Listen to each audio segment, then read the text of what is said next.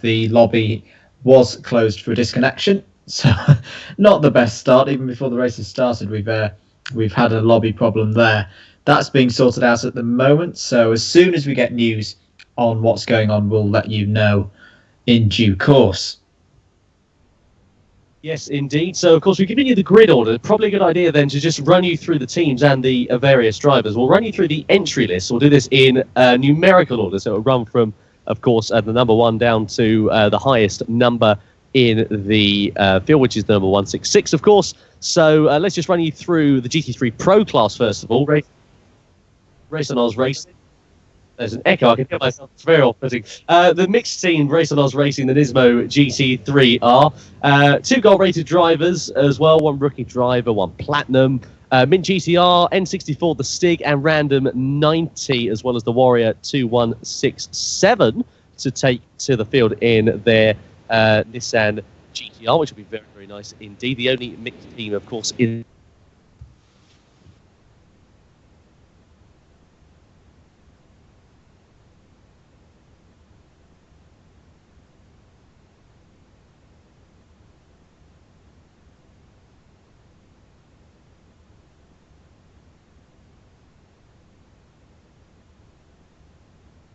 Well, apologies. I think we just lost Tom there, but I'll carry on. I'll take over from, in fact, well, let's go from the start of the entry list again of the 52 drivers taking part in the 3rd GTPlanet Bathurst.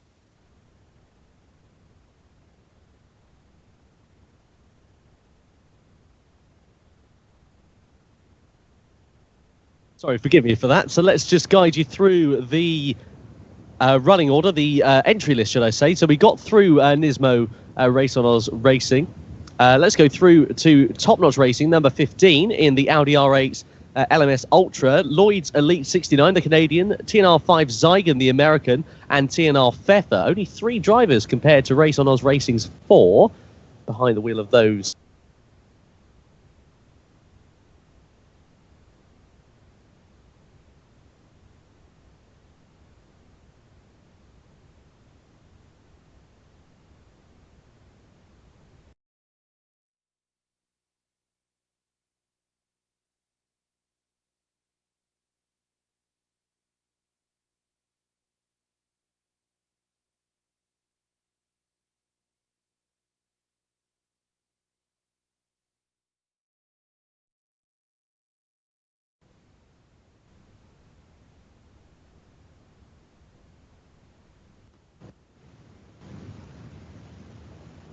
Let's guide you through the entry list, shall we? 3rd time lucky. Sorry about the connection issues we are having here. So we've gone through Race on Oz Racing. We've gone through Top Notch Racing.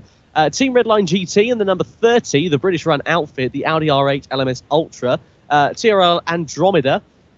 We've got also the Turkish driver, TRL, and forgive my pronunciation on this, Ayhankan.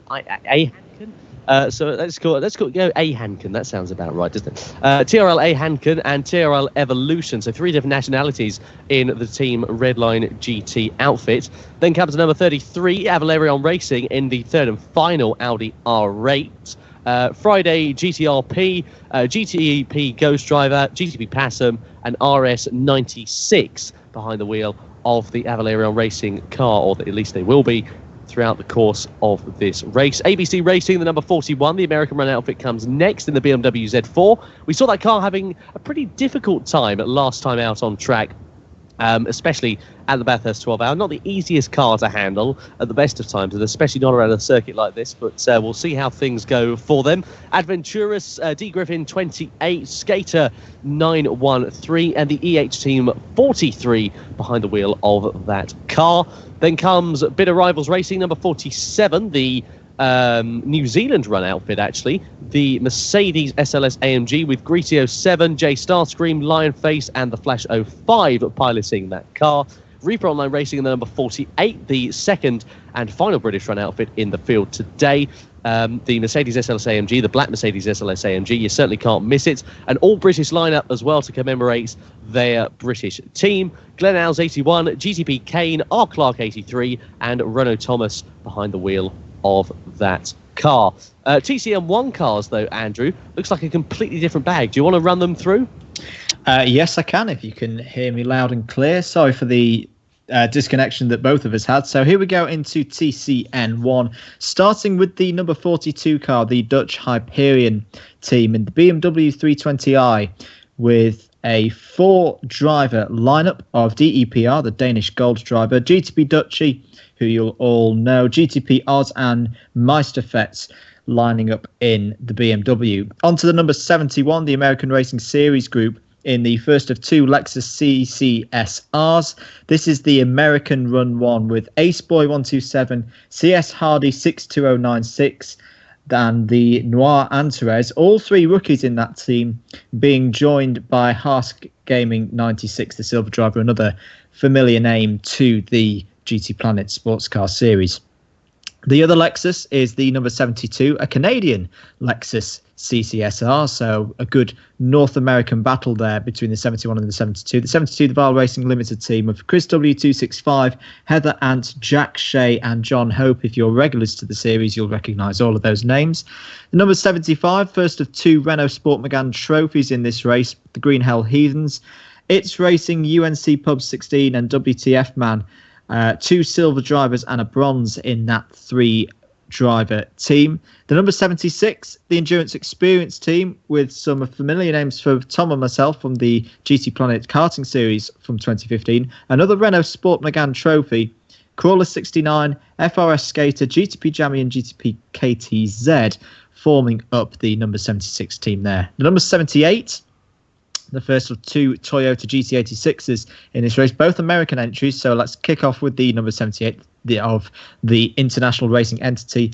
GTP Fisher, Little Regret 265, and Storm Pacer 17, 3 drivers in that Toyota, but a very strong lineup, 2 golds and a silver in that car. And last but not least, the second of the Toyota GT86s from Dragon Razor Racing, the 166 car, with another very strong team here, with GTP Jammy, Sinister Plague, the Affliction 13, and TNR Philo at the wheel of that car today.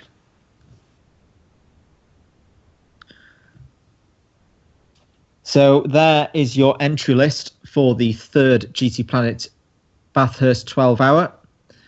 Andrew Mather and Tom Brooks in the commentary box for you here as we hopefully get this one up and underway very shortly. As ever, you can get in contact with us using the usual methods. There's the YouTube chat that you can see. There's many, many people in there already. Lots of familiar names.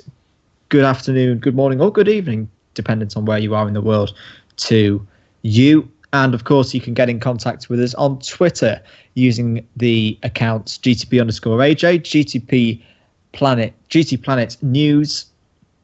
And if you want to tweet myself and Tom, you can tweet me at Andrew the Blade and Tom at Tom Brooks Comms. Yes, indeed. Very, very nice to do so. Thank you in advance. Very much appreciated. So, yes, we await news. Do keep an eye, by the way, on the GTPlanet thread if you're not doing so already. That'll give you some more sort of an indication as to when things will get underway. No information as of yet, as far as we are aware, but we'll give you it as and when we can, as soon as we can. But, yes, in the meantime, plenty of things to discuss, motorsport related especially. I'm sure we can go off on a tangent and talk about Sebring. We can talk about Mugello as well. Of course, that's taking place at the moment. And we can talk about many other different things as well, as I'm sure, as the broadcast continues on. It's good to know we're in good company today, because if you haven't heard from Sebring already, they've had the first wet running at Sebring, I think, since 1998. Just caused their own red flag in that race. Thankfully, no drivers injured, or there were a couple of quite heavy crashes in that race when the rain started to fall in central Florida. It is very true. Well, very nice that we're not the only ones suffering from a few issues, but there we go. It is still nice to have you along.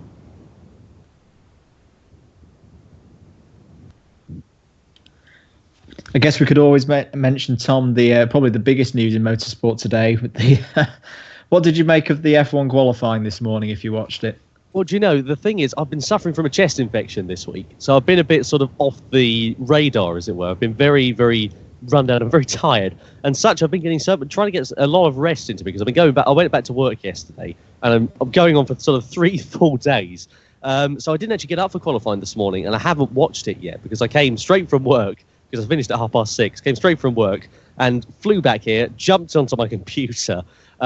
Straight onto the microphone. So I haven't actually had the chance to sit down and watch qualifying, but I have heard quite a few mixed things. I've heard that Q1 was pretty good. Q2 and Q3 left something to be desired, unfortunately, by the sounds of it. Yeah, that's pretty much what I've seen as well. I mean, I'd even say Q1 wasn't that great. It's not very exciting watching cars sat in the pits knowing that they're going out of the session. There's nothing they can do about it. Real problems for that qualifying format, and I hear it's already on its way out, and Formula One will probably go back to the normal qualifying format, which the vast majority of Formula One fans have come to enjoy. That format will return for Bahrain, which is the next race. Yeah, I've heard very mixed things about it, I'll be honest with you. How did Haas do, actually? Forgive me, because I haven't actually seen the full qualifying results. But how did Haas do? Do they have because I know that they were struggling, especially in the wet conditions yesterday. But was it a mixed bag for them? Yeah, I think Haas got caught out by the new format. It's probably the worst case of it was Esteban Gutierrez was on a lap, which would have kept him alive in the session, but he crossed the line after the 90 seconds were up. So I think that was the main criticism, that drivers weren't able to respond. So like normally in qualifying, where you see the checkered flag and you're allowed to finish the lap that you're on, with this system that's not the case. It's a case of if the buzzer gets down to 0, that's it, you're out. So you could actually start to see moving on, and this was the main problem for me, is that you could see, okay, driver X is going to go out because they're at the start of a lap and they've got 10 seconds to go. They're not going to be able to complete the lap. Oh, and the next guy sat in the pits and there's not enough time for him to get out, put a set of tyres on, do an out lap, do a flying lap, and bump himself further up the grid. So it made for me for a very dissatisfying session. I think there was probably one example, maybe two, of a driver being able to bump themselves out of the red zone towards the end. I think that Jolyon Palmer did a good job with being able to save himself for a little bit longer. But Q3 especially was an utter disaster, because you had, well, if you were anything further than 6th down, that was it. You had no chance to respond. So 8th through 6th were out. Ferrari didn't even bother challenging Mercedes for trying to get onto the front row of the grid. And to be honest, I can understand why. Why waste a set of tyres and probably not get the front row anyway? So they just sat in there, took their 4th and 3rd positions. Mercedes got 2nd and 1st, and there was not a single car out on track for the last 3 minutes of the session. And it just produced for me a very anticlimactic event. I compared it on Twitter to the US Grand Prix of 2005, because that's the last time I think I've ever been so disappointed in a Formula One event. Yeah, it was that bad. It's actually, the funny thing is, the best qualifying session I have ever seen in terms of Formula One. I know this is a bit of a bold statement, but in my lifetime, the best qualifying session I've ever seen was 11 years ago in Australia, actually. Single lap qualifying in 2005. I think it was 2005 or 2004, 2005, when it rained halfway through the session. On Saturday. No, it might have been aggregate qualifying. I know I wasn't a big fan of aggregate qualifying, don't get me wrong. I hated the system. But that particular example, because of where it rained halfway through the session and all the cars went out in reverse order, you had the likes of Fisichella, Raikkonen, Schumacher, all down at the back of the grid. I think you had Narain Carter-Kayat in his first race, qualifying in 12th. It was absolutely brilliant. And the grid was completely mixed up. I think Sato got caught out. I think that I think it was Massa actually was on an incredibly quick lap, and it absolutely bucketed it down halfway through his lap, and he ended up right at the back of the field because it was so treacherous out there. And then the person behind him had to go out on their lap on dry tyres, effectively, and just crawl round. It was just disastrous. But I have to say, it was one of my favourite qualifying, just because it was so unpredictable and so interesting. I was always a big fan of single lap qualifying, though, I must be honest. So I'd like to see that back, personally. I was the same. I didn't mind single lap qualifying, and I think that's the other big point from this morning, is that this new system, which was meant to catch teams out, and yes, I think it caught Haas out and maybe Sauber as well, but it definitely didn't spice up the grid. You didn't have Rosberg or Hamilton being like 8th or 9th at some stage in the session and potentially going to go out. And to be honest, I'd never thought it was going to shake things up. It was always going to be, yes, this is the system, and in the dry conditions, the fastest cars will go to the front. That's unless you did a draw out the hat FA Cup style, that's always going to be the case, no matter what system of qualifying you run. So, yeah, I think the worry for me is the same people who came up with this system will do the replacement of whatever comes after it as well. So they've tried one wacky idea. My fear is, what will they come up with next? Yeah, it is a slight concern, but well, time will tell. You never know. They might come up with something good. I mean, this qualifying system, by the sounds of things, was a bit of a disaster, but the same with aggregate qualifying. That was scrapped halfway through the year of 2005, wasn't it? And yet still, 2005 proved to be one of my favourite seasons in Formula One. And I quite like this. As I say, I still quite like the single lap qualifying system that preceded it and then replaced it. But then again, I thought the knockout system, I mean, although it had been around for, it would have been in its 10th year this year now as well. So it was sort of maybe time to refresh it a bit, but I think perhaps it was a bit rushed. And I think maybe what they should have done, it was one of the test sessions, perhaps they should have organised it where they maybe ran a simulation of the qualifying system before they decided to throw it straight into a race weekend, because it plainly hasn't worked and it's angered quite a few fans as well. So it's obviously something that needs improvement, or if it's going to be scrapped, replaced with something that's going to be quite a significant amount better.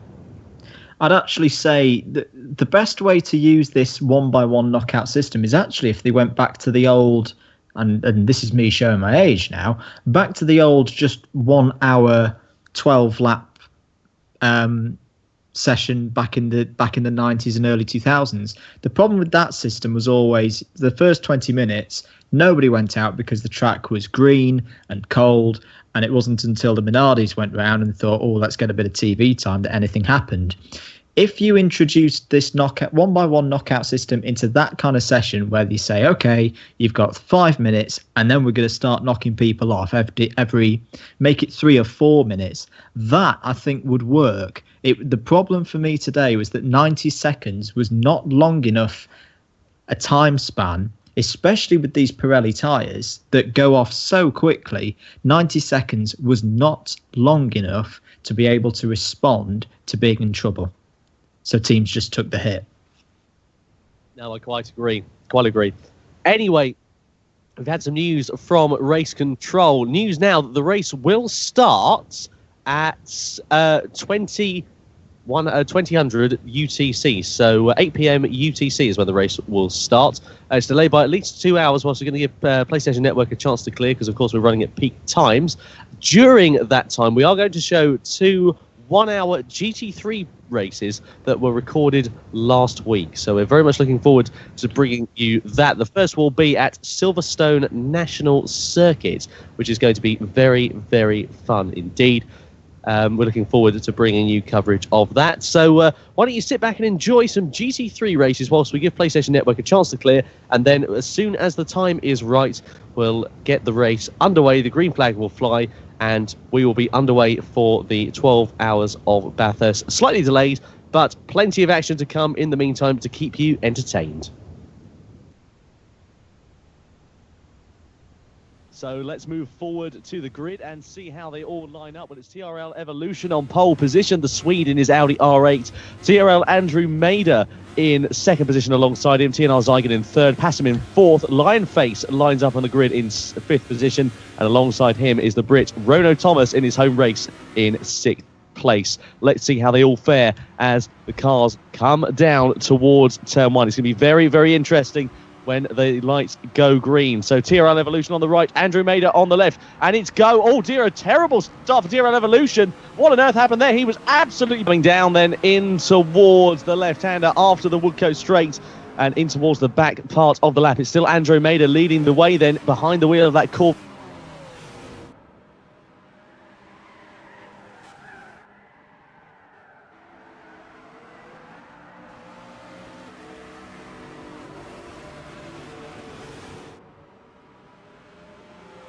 C6R. Closely behind him, though, is the GTP Passam in the Audi R8. TRL Evolution, though, still now actually underway. Good to see that he's now got back underway and is still continuing on track, but is quite a way behind the rest of the retaining field. But Andrew Mader then still out in front, and Passam in second with the chaos off the grid there on lap one.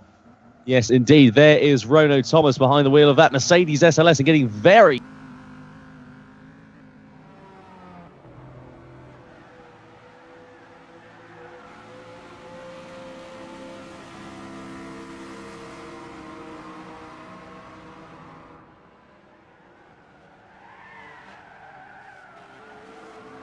sideways and quite squirrely as well, so he's going to be really burning up those rear tyres if he's not too careful. Going over to GTP Passam, who's still on the assault towards TRL Andromeda. In towards Copse Corner, they towards the left-hander, who will be able to get the jump. John Jig around the outside looks. The EH Team 43 defends his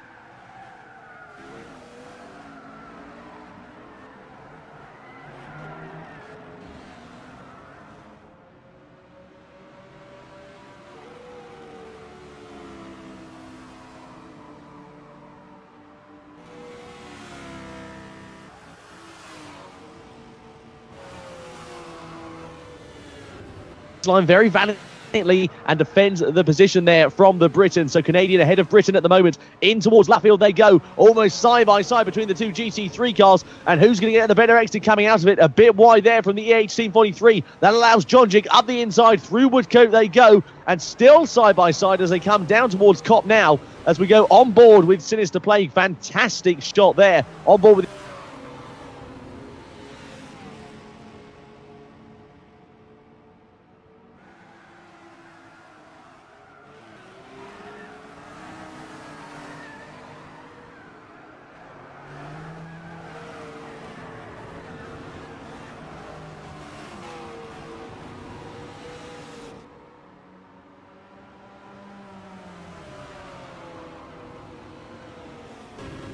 the American. Last lap is up the inside there. There goes the Sinister Plague. Great move there for sixth place up the inside of the EH team. We've also had some intel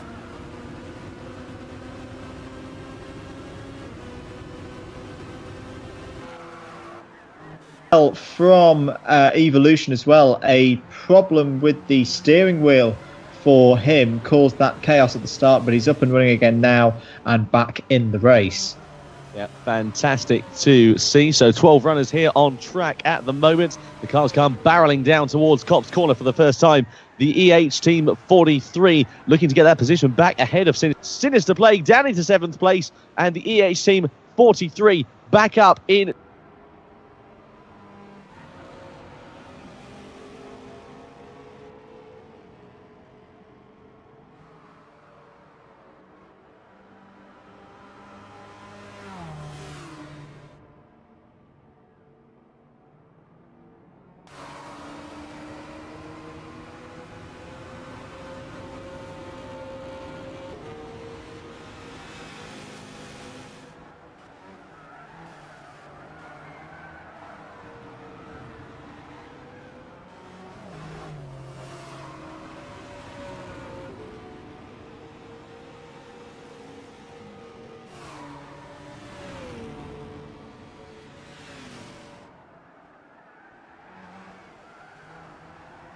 get to 6th position, but for how long? But nonetheless, Andrew, a fantastic scrap going on here between the Corvette and the BMW.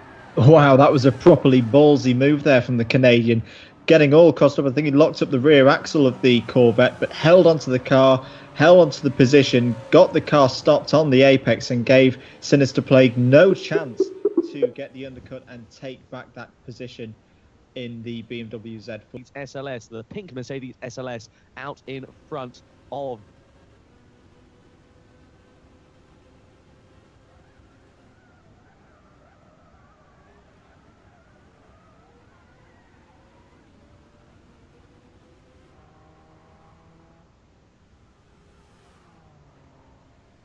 the Portuguese driver, the number 60 at the moment. And as they come across the line once again, it'll be interesting to see how their lap time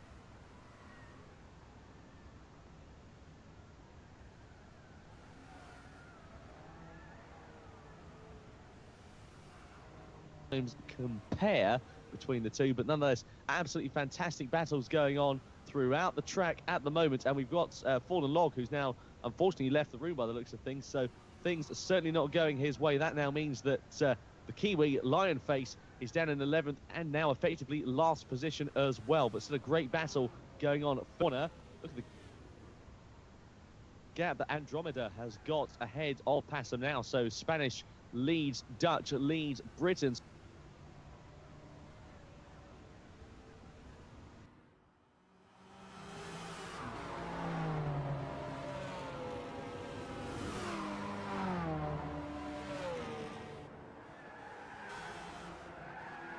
So 3 different nationalities occupying the rostrum currently. You can see there Rono Thomas in the black Mercedes SLS AMG with that very, very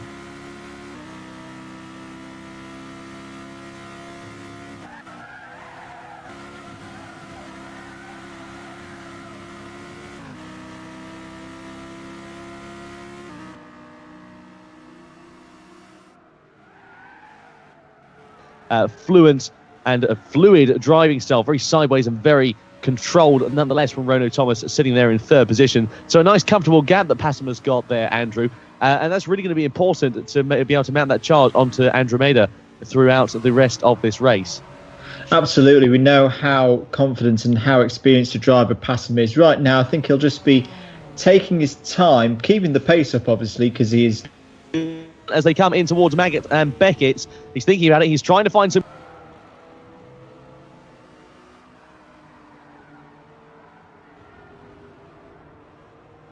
clear track as we cross over to another battle with the EH Team 43. Here's the Canadian then, who's interlocked in another battle with Haas Gaming 96. So Canadian versus Portuguese as they come down the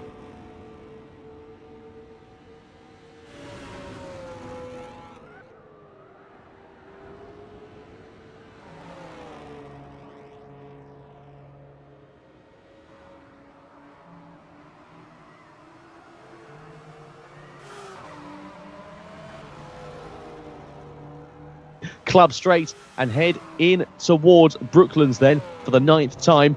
Very sideways and very out of control is that Corvette. Likes to be very tail happy, so perhaps a lower downforce setting on that C6R of the number 91 at the moment. But I'm interested to see how that battle between Sinister Plague and Little Regret 265 can get section. Not able to make the move that time, although as the BMWs run wide there as we come back onto the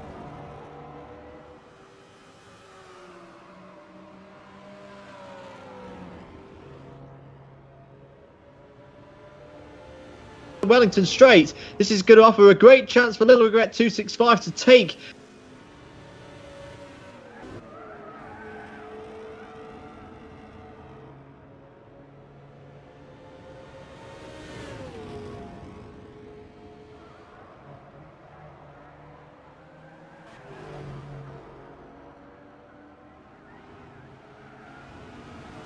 that 7th position and does so with ease. But that BMW is going to be fighting back. Sinister Plague looks up the inside as they go into off circuits at Cops, pushing very very hard indeed. He got a very good exit out of there thanks to running wide, was able to carry a bit more speed, and you can see the difference in driving styles between Sinister Plague and Little Regret 265 as they come on towards the Wellington Straight once again on the 11th lap.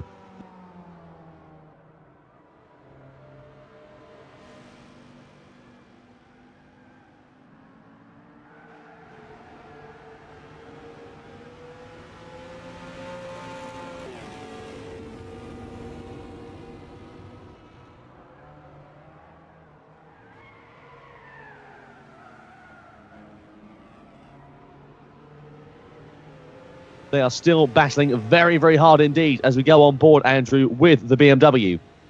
Absolutely great stuff again. Seems to see that Sinister Plague just doesn't quite have the sheer pace at the moment as the tyre wear starts to increase. Should say as well, Andromeda, the leader, has just set a new fastest lap of the race, a 53.476 for TRL Andromeda, and is looking quite comfortable at the moment, 2.4 seconds ahead of GTP Passam. Yes, indeed. Let's have a look at the lap times then between Sinister Plague and Little Regret 265 on their last laps. It was a 54.8 from Little Regret 265. In comparison, it was a 55.6 from Sinister Plague. So significantly slower from the BMW that time around, and really demonstrating the difference in pace between the two drivers. So interesting to see how things will continue onwards throughout the course of this race as they come down the Wellington Straight and in towards Brooklands. Of course, this national layout of Silverstone still very, very challenging for the drivers, and drivers still getting very, very sideways, such as the number 91 of the EH Team 43, who once again has still got Haas Gaming 96 very close in tow. These two very, very closely matched on pace as well, just a couple of tenths between the two of them on the last lap. And Haas Gaming 96, good to see, not giving this position up at all, keeping the EH Team 43 very, very honest there in the Corvette as they go through the Beckett's and Maggots section again, coming back onto the Wellington Straight. Very wide line being taken there by the EH Team, not really troubling the apex at all. But then again, if that's the line that's good for him and lets him get a lot of speed down the Wellington Straight, that's a good move there by the EH Team, and just keeping Haas Gaming 96 at bay at the moment. Yes, indeed. Still CRL Andromeda out in front. GTP Passam there in a comfortable second position. The gap going around last time was 3 seconds to the leader for the Dutchman. Renault Thomas there in third position, and he is 6 seconds back from the leader. So only a few seconds separating Passam and Renault Thomas on track at the moment, but Passam has got a very comfortable gap in the wheel, behind the wheel, I should say, of that Audi R8, and we'll be looking to increase that as we cross over to have a brief look at the leader of the Spaniard, who's having a very, very competent run behind that Corvette. So we've seen the Corvette sort of struggling with grip, but one who is not struggling out there at the moment, Andrew, is Andromeda, and he's looking very, very comfortable behind the wheel of that C6R. Absolutely, a new fastest lap from him last time around. As you can see, the best lap there, 53.436 at this moment in time. And he just seems to be about 3 to 4 tenths a lap quicker than Passam at the moment. Passam and Renault Thomas very, very evenly matched for second and third. But it's very, very good news right now for TRL Andromeda in the leading Chevy Corvette. Yes, indeed. Crossing back over to the battle between the EH Team and Haas Gaming 96. So number 91 versus number 60 in the Nissan GTR. A little bit of a gap has come out, a couple of tenths of a second on that last lap. That's representative of their lap times between the two as well. The EH Team was a 54.8 last time around, and Haas Gaming 96, 54.9.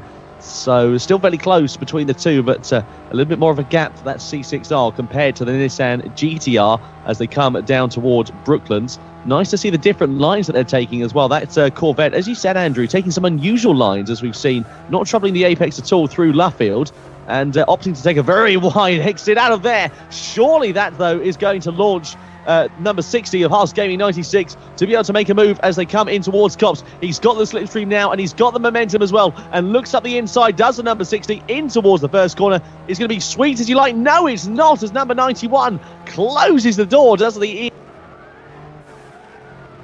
EH Team 43 as they come down towards Maggott and Beckett's then for the 16th time. Very, very closely matched there, and really demonstrating, Andrew, that a simple mistake can put pay to the rest of that battle. Absolutely, but I've got to say, I'm really impressed that the EH Team 43 has actually been able to hold on to that position. I don't know where he's getting the grip from in this Chevy Corvette, because he seems to be nowhere near the orthodox racing line, but those wide lines, he just seems to be able to get the traction out of the corners, especially the medium speed corners such as Cops, and just be able to hold on and kind of do a wall of death trick around the outside of these corners, and the Haas Gaming 96 just can't do anything about it at the moment. It's almost a very karting S line, isn't it? We see this sort of in karting where they opt for the wider line in order to be able to get the more grip, but it's definitely something that the EH Team 43 has certainly mastered, as Haas Gaming 96 flashing the lights out of Cops, trying to distract that number 91 as best as he can, but still the Canadian not relenting to this battle at the moment. Fantastic to see. So coming down the Wellington straight comes the Corvette C6R and the Nissan GTR, looking up the inside. Surely into Brooklands goes the number 60. He's thinking about it. He's thinking about it again. Sideways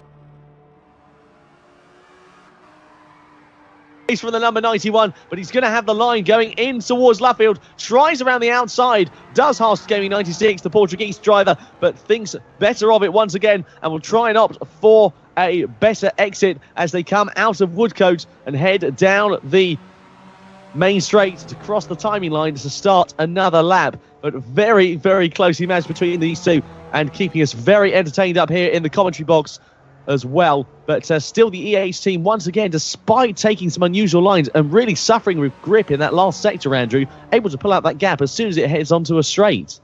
You've got to wonder long term as well whether the EH Team 43 is really hurting the tyres of that Corvette. Are they going to be able to keep this up for many laps longer, and will they get a bit tight on tyres towards the end of the race? All questions that we'll have answered in the next 43 minutes. But I've got to think that the driving style of that Corvette cannot be doing those tyres any good at this stage of the race. Nonetheless, it is entertaining for us here to watch in the commentary box, if anything. But still put a little bit of a gap out there. Has the Canadian of the EH Team 43. A little bit more. I'd say that's around about 7 or 8 tenths of a second. As they cross the timing line once again, it'll be interesting to see how their lap times compare between the two. We'll give you an update on that as soon as we can. But Andromeda out in front from GTP Passam, from Rono Thomas, and John Jig there sitting on his own in 4th place at the moment as well. So Brits occupying 3rd and 4th position here at the Silverstone National Circuit. And then comes the EH Team 43, of course, and Haas Gaming 96. And then comes a quartet of Americans of the Little Regret 265, Sinister Plague, Chris W 265, and TNR 5 Zygon rounding out the top 10, with the unlucky Kiwi Lionface there in 11th and finally last position at the moment. But very, very interesting to see how this race develops onwards, as the EH team once again able to continue to build that gap to Haas Gaming 96 as they come across the timing line once again. But their lap times only separated by around about 1/10 of a second on that last lap there, Andrew, fully in favour of the EH Team 43. So very, very interesting to see how things are developing. Yeah, really, really close at the moment, and it's difficult to see who's going to actually be able to keep this up for the length of the race. I think the odd mistake here, as I say that, Sinister Plague runs very wide out of Cop's corner. I was just going to say, this could all come down to these key positions, these battles. Little Regret 265 against Haas Gaming 96 against the EH Team 43. All of these guys, one mistake could cost you a good 2 or 3 positions in this race today. It really is that close. So tightly knit indeed. And Sinister Plague needs to be a little bit careful, because Chris W265, his fellow countryman in the 4GT, is hot on his heels. He's going to be looking, surely he's going to have the BMW Z4 in his sights as they come out of Luffield and head over towards Woodcote to come across the timing line. So surely he's going to be thinking, I've got a good opportunity here to be able to get myself up into 8th position, and he's got him in his sights now. And Andrew, as a racer, I'm sure you'll know this, it's certainly motivation when you can see the driver that you're looking to battle against and looking to get that position ahead of. That's got to be a bit more motivation for the American. Absolutely, especially if you've come off doing a good few laps, you've got a bit of pace together, you've got that momentum. And when you see that you're closing on another driver, it can just sucker you in and pull you and give you. We're only talking, say, another half tenth, maybe 2/10, not much time at all. But it's all little bits that over the course of 5, 6, 7 laps can result in getting right on the back of another driver and then going for that move for the next position. Indeed, and these two really are pushing very, very hard now indeed. Personal best sector times from them both this time around. So absolutely fantastic to see. Be interesting to find out the gap as they come across the timing line once again. Sinister Plague, of course, has got little regret 265 behind that Corvette out in front. Speaking of Corvettes that are out in front, there's Andromeda, who's got the lion face Mercedes SLS coming up to lap. So the first car to be lapped will be, of course, the Kiwi of lion face as they come in towards Cops. But Andromeda, of course, you can see there GTP Passam, who is in second position. He was just coming out of Woodcote as Andromeda went through Cops. But a nice comfortable gap has the Spaniard got compared to the Dutch driver. And interestingly in this race as well, Andrew, of course, no blue flags. So drivers who are going to be lapped are fully entitled to hold their line. No, absolutely. I really like it sometimes. I know sometimes some people don't like there not being blue flags, but if you're that quick, you've got the pace, you've got to put it together with the racecraft. Oh, brilliant move, in fact, just as talking about the racecraft. If you've got the speed, that's one thing, but in this kind of race where there's no blue flags, you've got to have the racecraft picking the right moves, making the move safely, just as you would for a podium position. You've got to do the same kind of thing when you're overtaking these back markers, because in some ways it can be even harder overtaking someone who's a little bit slower than you, because there's more variables there basically in terms of. Oh, but very wide from Chris W265 coming out of the final corner. Has to opt for the AstroTurf, has to go across the tarmac runoff area as well, and now that puts the Avalarion Racing GTP Passam ahead of him, and that undoes all of the Americans' hard work, unfortunately. So he's in 10th position, and TNR Zygon has gotten ahead as well. So my apologies, it wasn't GTP Passam who was putting a lap on him. It was a 4th position. TNR Zygon now up into 9th place, and Chris W265 there relegated down into 10th. Yeah, that's a shame for Chris W265. It's something I didn't mention earlier, but I've had happen to myself as well, and seen it happen to others. When you're in that situation, you're closing on a guy, you want to get on with it. It's the old Murray Walker, catching is one thing, passing is another. I think Chris just got a little bit too excited there with the sight of the BMW getting closer and closer and closer. Maybe he wasn't helped as well by a bit of dirty air off the back of the Z4. And unfortunately, as you say, Tom, he's undone a lot of the good work that he'd done in the last few laps there. Yes, indeed. Looking at TNR Zygon then. So Chris W265, he's going to be looking to set some slower lap times, and surely Sinister Plague is going to come under threat from 5 Zygon then. He is indeed very close. The gap is being bridged between the two. The Audi R8 has really made some inroads on that last lap, and again, very wide for Sinister Plague, coming out of the right-hander of Beckett and coming down the club straight once again, and it's already over. The overtake is done and dusted for TNR 5 Zygon up into 8th place. Sinister Plague down into 9th, easy as you like, and done on the exit of the corner. So that's BMW Z4 there, Andrew, struggling with traction monumentally. Absolutely, but great read of the situation by 5 Zygon. He could see as he closed into Sinister Plague how much that BMW is struggling with mid-corner traction. If you went and looked back at that, you could see that 5 Zygon positioned his car very far to the left of the track, giving himself a very, very late apex. But what that does is it gives you a real advantage powering out of the corner. And as you saw there, he was just able to pull away and breeze past the BMW. Great move there by TNR 5 Zygon. Indeed, we've got news coming through from Race Control that TNR 5 Zygon was actually caught up in the grid issues for TRL Evolution, of course, which we saw. TRL Evolution didn't go anywhere, and TNR5 Zygon, I think, started in around about 4th or 5th position, directly behind him, actually, so it must have been 4th place. And unfortunately, he got caught up in that and went spiraling down the order. So it's no wonder, really, he's got the pace. He had to make a pit stop, of course, due to damage, and he's now coming back through the field, and he's doing a very good job because he's now got Little Regret 265, the American, as Chris W 265 in the pit lane now as well, Andrew. So things all not well. So we'll have to wait and find out what that is all about indeed as they come in towards the left-hander and then into the right of Beckett.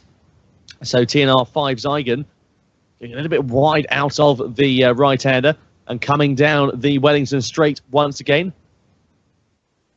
Lap 28, the American is on. TRL Andromeda out in front as we cross over to the Corvette. He's going to be putting a lap before too long on 5 Zygon and Sinister Plague as well. We've already seen Andromeda go past Lionface. GTP passed them there, still comfortably in second position. The lap times between the two, around about a second or so's difference. Andromeda, his best lap, I apologise, actually only a couple of tenths of a second's difference. Andromeda has actually cooled off the pace somewhat and is around about 0.2 of a second quicker than GTP Passam was last time around, whereas Renault Thomas is a couple of tenths of a second back of Passam, so around about 0.4 of the overall pace.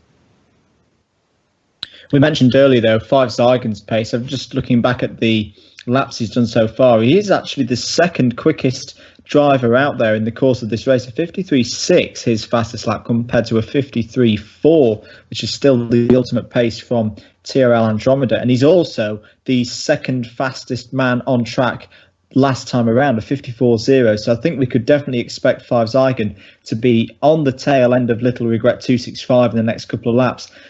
Maybe a 5th or a 4th place position could still be on with the time remaining. But what's for sure is that 5 Zygon's not going to give this up. He's going to fight for every position he can get between now and the end of the race. Yes, indeed. Looking at Andromeda then, the Spaniard, the only Spaniard competing in this race, just across the border, is GTP Passam in second place. There's still 3 different nationalities occupying the top 3 positions as they come in towards the Maggots and Beckett's complex. So a very comfortable lead that Andromeda has got there, Andrew, and he's looking very comfortable behind the wheel of that Corvette as well. And as we come into the latter stages of this race, we've seen the Corvettes struggling with tyre wear in a few other races this season in the GTPlanet Sports Car Series. Do we think that could be the case potentially with the Corvette here? Absolutely. I mean, we've seen in the hands of other drivers this Corvette get really, really out of shape, especially through the low-speed corners, such as the ones that Andromeda's going through now. But Andromeda just seems to be able to have this car underneath him. None of the Larry driving that we've seen from the other Corvettes so far. And that will be doing his tyre wear a lot of good. So it's very impressive at the moment that he can keep that car in check, keep it fairly on the road. Sorry, Tom. Sorry there, Andrew. We've got GTP Passam in the pits. I don't think that's an unscheduled pit stop. I think that might be his first launch changing tyres. But I don't think his tyres were too bad, mind, going into that. Maybe just a bit more fuel. But he is now back out, or should be back out fairly soon on track. But he has lost a position to Renault Thomas in the course of that, and John Jig as well. So now 2 Britons occupying the podium. But yeah, GTP Passam in the pits. That caught us unawares up in the commentary box, Andrew. Do we think that was scheduled? Do you think he's going for an earlier pit stop, or could there potentially have been something off screen that we didn't see? Not sure, but I'm wondering if Passam maybe was thinking, do you know what? I haven't got the pace at this stage of the race. Let's put on a new set of tyres, try and get a bit of an undercut situation, even though I hate the term undercut personally, but something needed to change for Passam there, because sticking on the same strategy as TRL Andromeda was not going to give him the chance of winning this race. So a throw of the dice there from the Avaliran Racing driver, and it'll be interesting to see how it plays out in the next 10 minutes or so. Yes, indeed. Here's a battle going on between the EH Team 43 and GTP Passam then. So the Canadian versus the Dutchman as they come out of Luffield and head towards Woodcote. So the Audi R8 versus the Corvette C6R, the number 91 that we've seen looking very sideways. And it's a very simple overtake for the Dutchman up into 4th position and back on with the assault ahead of the Corvette. So as they come down towards Maggots and Beckett's then for the 33rd time, different lines being taken between the Corvette and the Audi.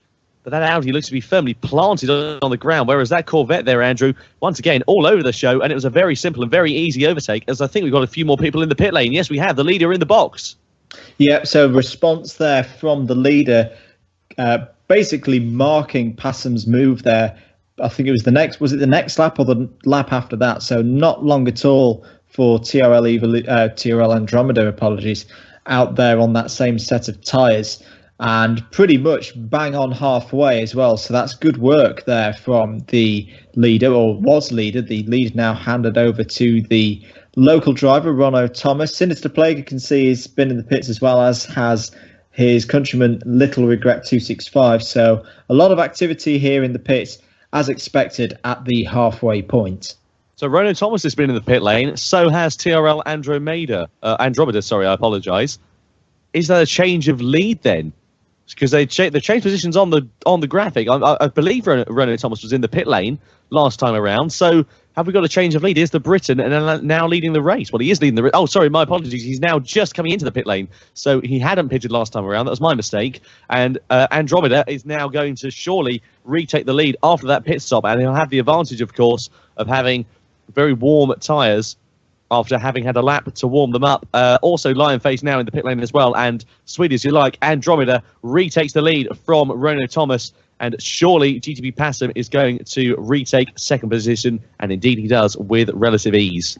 GTP Passam has also just set his personal best lap of the race, a 53.783 last time around. Going to be interesting to see the distance, and there it is now. I can see it on the timing screen. Andromeda now with a just under 9-second lead over Passam. The EH team not far behind, but we know the Canadian hasn't pitted yet. And I reckon Ronno Thomas will probably come out. In fact, yes, he's just come out there behind, I believe, Haas Gaming 96. TNR, 5 Zygon in the pits as well. Now behind GTP John Jig. We'll wait and see where he re-emerges onto track. Meanwhile, Haas Gaming 96 there, of course, he's got Ronno Thomas behind him. So Ronno Thomas has really lost out, actually, following that pit stop. But Haas Gaming 96, of course, and the EH Team 43, who are running in third and fourth, have not pitted yet. So you'd imagine within the next couple of laps is when they'll be thinking to do so. But that Nissan GTR looks to be quite kind, I should say, on its tyres. The outside left front is wearing somewhat. But meanwhile, TRL Andromeda has set the fastest lap of the race, Andrew. So he's really storming on these brand new set of tyres. Yeah, and he needs to do so because Passam's setting some of his fastest laps of the race so far. There it is, just popped up on my screen, a 53.281 last time around for the Spanish driver, and now 9.07 seconds clear of Passam, who's just done a 53.856 and has got traffic here. He's got the BMW of, I believe, Sinister Plague in front of him, and this is not going to be helping Passam at all. This is the worst time in the race for having to be dealing with traffic. Just as he wants to get some fast laps under his belt, he's being held up by these back markers here. Yes, indeed, as they come down towards Maggots and Beckett's. Once again, of course, you've got Lionface there in the background. He, of course, is not battling for position. He's actually a lap down compared to these two. And Passam and the EH Team 43 right all over the back of one another. This is fantastic racing going on between the two, I should say. And coming down the Wellington Straight, heading in towards the left-hander of Brooklands. And still that BMW Z4 looking very wide and very out of control. GTP Passam, of course, looking quite comfortable, actually, by the looks of things in comparison. Looks like TNR5 Zygon's worked his way past Little Regret 265 through those pit stops. TNR5 Zygon now up to 7th position as Ronno Thomas has just set his new personal best of 53.683. That's a really good lap there from Ronno Thomas. Currently, always just popped up to 4th position, ahead of Haas Gaming 96 now. So Ronno Thomas now on the move and looking really strong at this stage of the race. Yes, indeed. So the number 48 comes out of the first corner of Copse and heads down towards Maggots and Beckett's. Fantastic racing throughout. GTP Passam, who has got, as we wait for the picture to refresh, there it does, he's got Chris W265 in front of him in the number 72. And surely it's only going to be a matter of time before Chris W265 is out of the way. Indeed, he does opts for the inside line in towards Woodcote. As we know, of course, no blue flags, fully entitled to hold his line. But it was only a matter of time before GTP Passam would be able to get ahead. But he's not holding much back too much. Is number 72 there, Andrew? Very, very lucky not to come into contact, but very close on circuit between the two cars. That's a heart-in-the-mouth moment there for Passam. That's a really scary situation to be in, because, as you say, Chris W265 doesn't have to hop out of the way, and did fight that one pretty hard. But as Passam, as the second place guy, you don't want your race ruined by a back marker, but with drivers behind wanting that position, you've got to make the move early, and you've got to take a bit of a risk to get past the back markers. But both drivers very firm, but I'd say just about fair on that one. Should mention as well a couple of new fastest laps. TRL Andromeda now with a 53.178, his new fastest lap, and TNR5 Zygon has lowered his benchmark to a 53.474 and is now bearing down on John Jig at the rate of about half a second a lap. Yes, indeed. Things really hotting up in towards the latter stages of this race. Pit window now closed, of course, and drivers on an all-out assault towards the checkered flag, which won't be too far away at all. Really looking forward to seeing how things go. There's Lionface, of course, who has got Sinister Plague in front of him. So this will be a battle for position. Sinister Plague, of course, we saw him struggling earlier on in this race. Lionface, of course, the only driver to have, or one of the only drivers, I should say, to have pitted twice, and is now looking to try and reconcile his championship. So these three cars of Chris W265, Sinister Plague, and Lionface all battling for position at three different manufacturers there, Andrew, all battling for 9th, 10th, and 11th. Fantastic to see. Really good to see. It's good for these drivers in terms of their confidence as well, that even though they are at the back of the field, they've still got something to fight for. And believe me, they will fight for this 9th position. It is pretty much just for pride, but it's good for their developments as drivers in these GT3 machines that they can have this scrap between now and the end of the race. 23 minutes to go. Little Regret 265 has just set his personal best of 54.347 last time around. And I believe Passam's on a really good lap. He's just set a fastest Sector 1 I can see on the timing screen. What can he do in Sector 2? In fact, he can take his fastest lap of the race so far, a 53.558. Still a little bit, a couple of tenths of a second off the pace of the leader TRL Andromeda, but really good work there from GTP Passam, enjoying the Audi R8 at this stage of the race.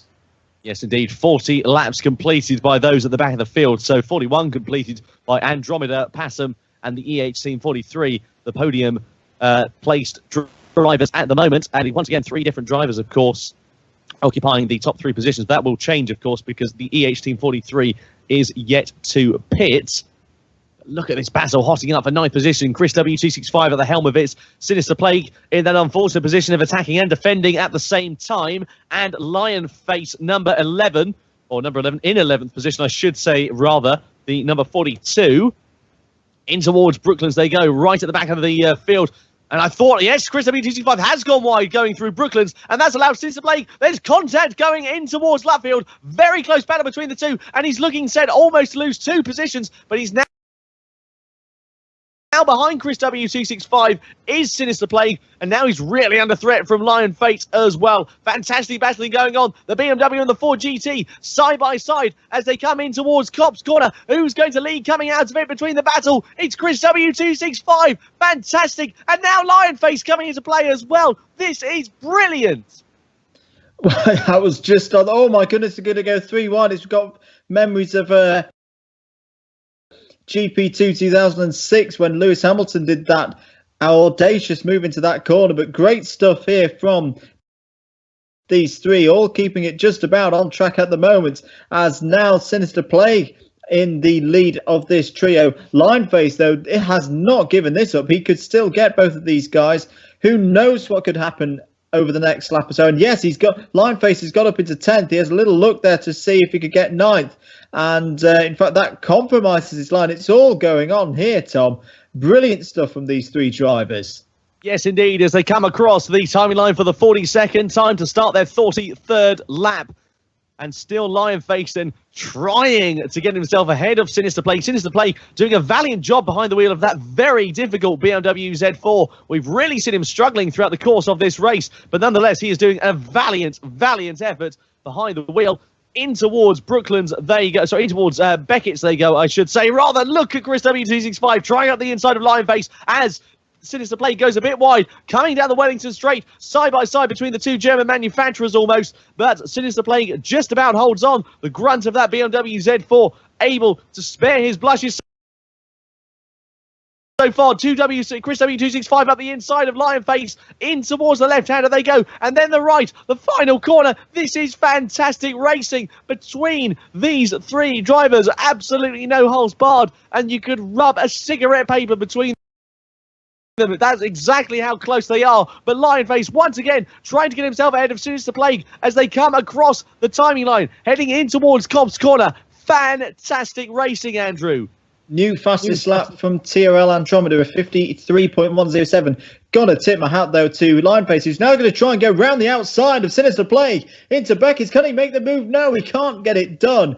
Oh my goodness me, but really good awareness there from Lionface. I saw on the previous lap Chris W265 sold one, did a bit of a dive bomb down the inside at the end of the Wellington Straight. Lionface, just a little jink to the right, stopped contact happening between the 2 as he's now having a little look at the inside again through the same corner, this time on Sinister Plague.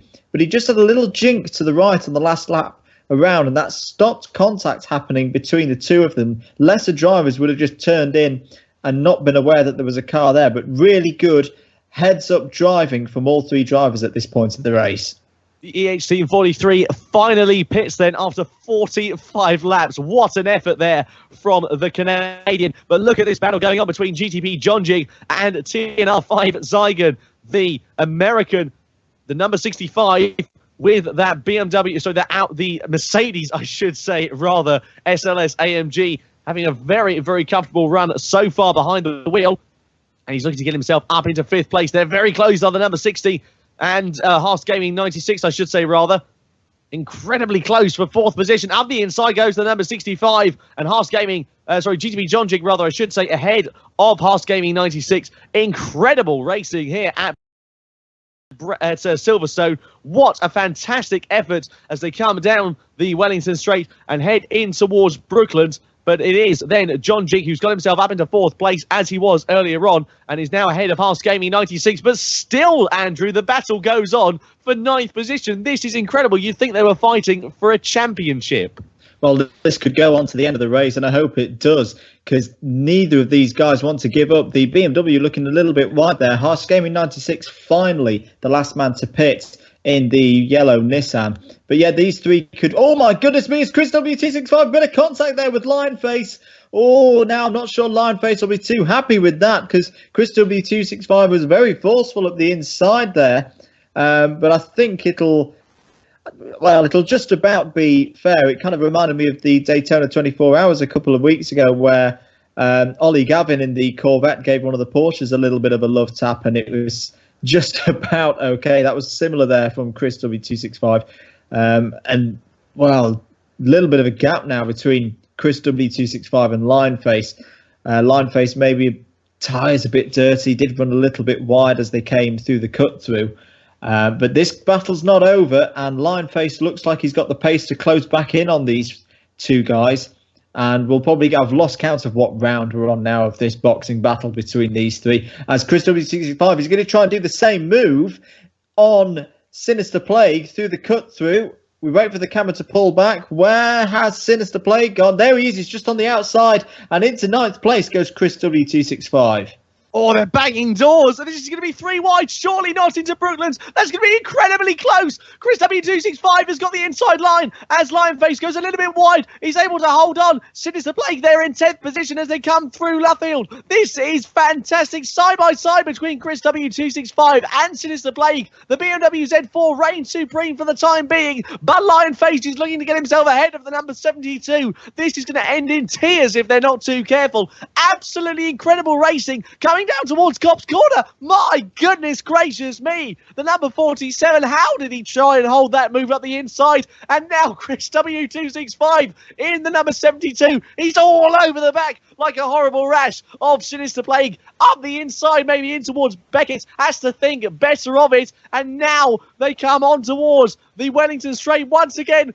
Banging wheels between the two cars of Sinister Plague and Chris W265. What a race, what a battle this is turning out to be. And their lap times last time around were separated by just a few tenths of a second. What close racing in the GT3 class here. Fantastic, absolutely brilliant. And Chris W265 in all of that drama is now relegated down into 11th position. Sinister Plague is on top in this battle in 9th place, and now we're on board with Rono Thomas. He's in a really unfortunate position, of course, sitting in 3rd position, Andrew, because he's going to want to get ahead of this battle whilst they're still squabbling and are fully entitled to do so.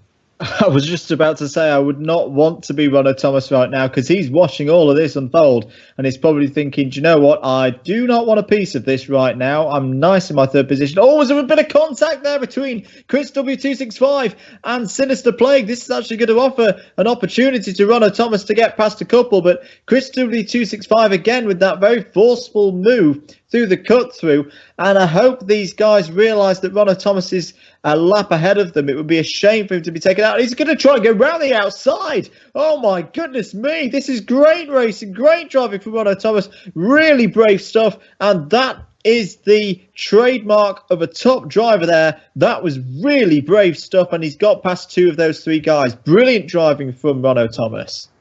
Absolutely incredible. New fastest lap meanwhile from TRL Andromeda. Fantastic to see that the Spanish driver out in front comfortably. 17 seconds is now his lead to GTP Passam around a circuit where the lap is around about 53, 54 seconds on average. That is an incredible achievement there from the Corvette C6R driver. Lionface then has now got a little bit of an advantage to Sinister Plague, but Chris W265 and Sinister Plague, the 2 Americans, are going to be battling hammer and tong right down to the death of this, I have to say. This is going to be incredible. And also news coming from the timing screens as well there, Andrew, that John Jig has set his personal best lap time. Yeah, and he's got to, because he's got to fend off 5 Zygon between now and the end of the race. I think he's got a really good chance of doing it. He's about half a second slower than 5 Zygon lap by lap at the moment. And the gap is, I think it's about 9 seconds at the moment. So 13 minutes to go. He's got a chance here of holding on to 4th position, but really good response there from GTP John Jig, doing really well in this race. Yes, indeed. TRL Andromeda, as the race quietens down for just a few seconds. Goodness gracious me, I've just about gotten my breath back from that as the Spaniard comes in towards the left-hander of Maggots and Beckett. Behind him is the Audi R8 at the moment. I believe that's a TNR 5 Zygon. It is indeed. As he comes down the Wellington Straight once again. And comfortably out in front as well. I've got to say, this is just incredible driving. What a display of dominance. We were mentioning about the tyre wear. Certain corner entries like that, though, Andrew, really are not going to help him. No, he's got to keep this in check because he's done so well so far this race. Still setting good lap times, a 53.571 last time around.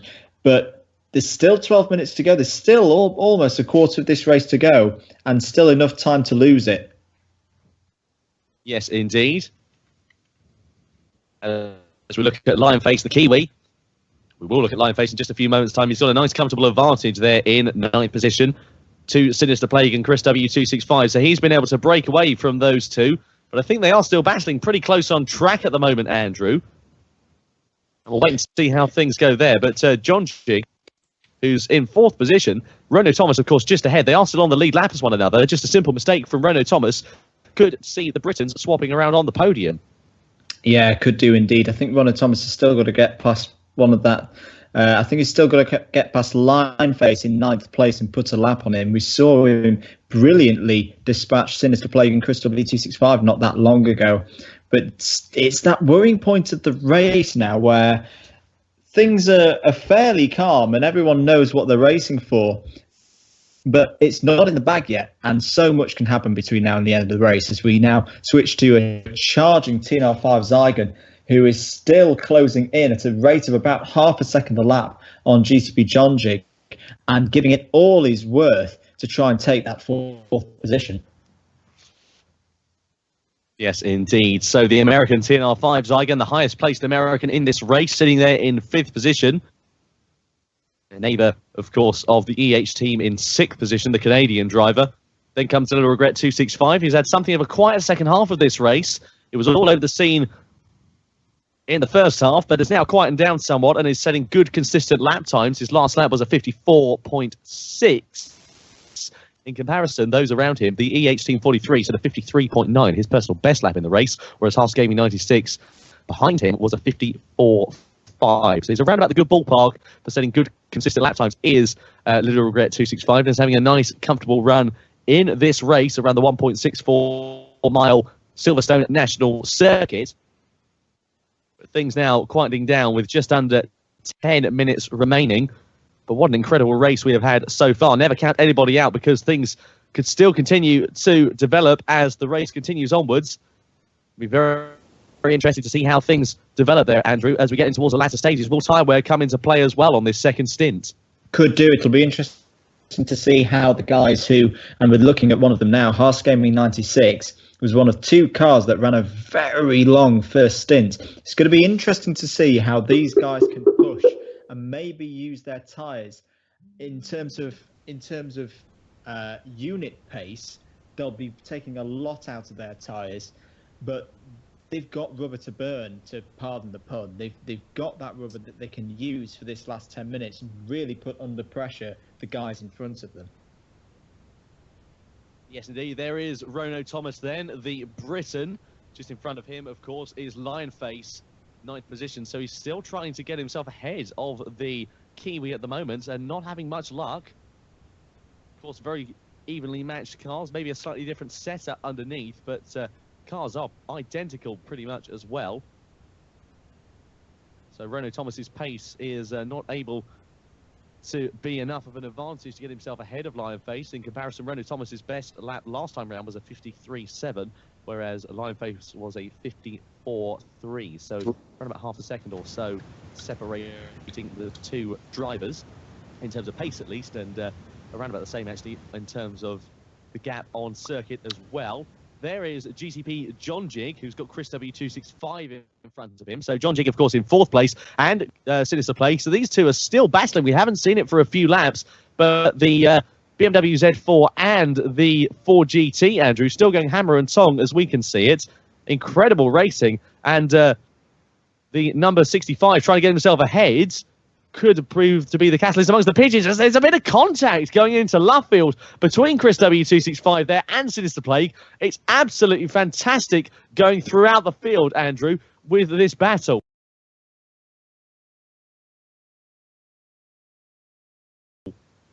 That's big for John Jig, getting past those 2 guys, because 5 seconds still closing in at a real rate. Under 7 seconds now, the gap between 4th and 5th place. So getting past those 2 guys was really important. But something tells me that BMW and that Ford aren't going to be in showroom condition when they come back to Park Fermé at the end of this race. But great entertainment for us here in the commentary boxes. Still, again, you can see the BMW just doesn't seem to be able to challenge the Apex.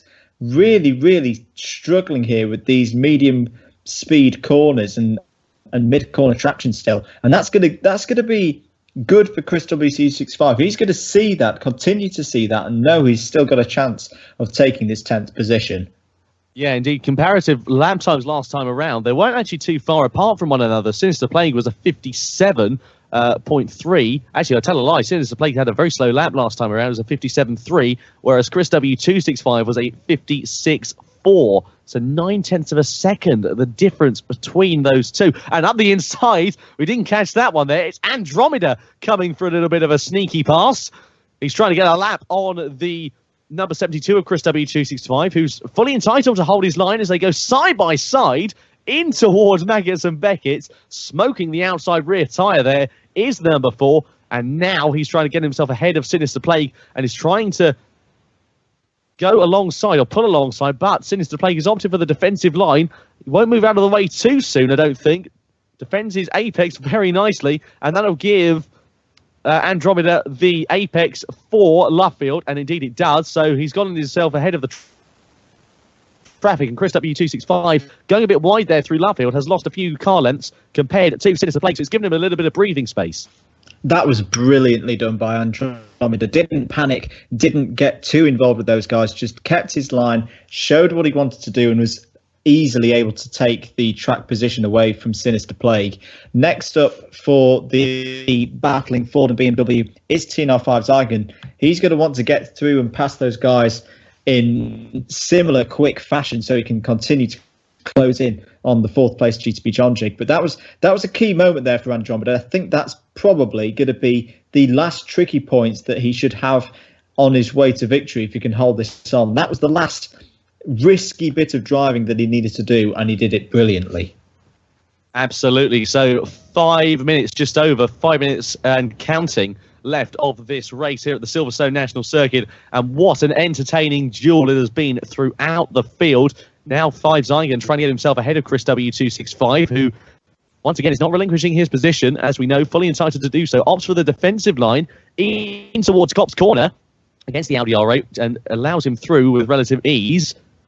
Won't lose too much time in comparison to Sinister Plague, who's in the background of the shot. You just saw the tip of his nose of the BMW Z4. Have to say, I was competing in an endurance race a few weeks back, and the team next to us were driving a BMW Z4, and they were commenting on how appallingly it handled. I don't know whether it was just whether the game that was giving that simulation, but they were struggling with the balance of the car, and they ended up quitting through the race about 17 hours in, unfortunately. So it looks like Sinister Plague, though he is a bit all over the shop and not troubling the apexes too much of corners, is actually doing a very nice job behind the wheel of that BMW to keep it floating on the island and still give us some very entertaining battles throughout the field. It's a strange one, the BMW. It's one that I've raced in online races a little bit as well. It's an enjoyable car to drive. I have a lot of fun with it, but getting it in that sweet spot where you feel you can reliably push and be quick and not be having glary moments here, there, and everywhere is really, really hard on setup. And yeah, gotta say, good on Sinister Plague for keeping going with this and still having something to race for towards the end of this race. Because yes, he's not at the pace today, but he's had the spirit there to race anything that he's come up against, and he's done it really well. Yeah, indeed. Very, very nice to see. Little regret 265, the number 68, just going through the first corner and heading down in towards the left and the right-hander of Maggots and Beckett. Great race so far. He's got is a Haas Gaming 96. It is indeed, yes, just behind him. So number 60 in that GTR there, Andrew, not too far behind as it goes.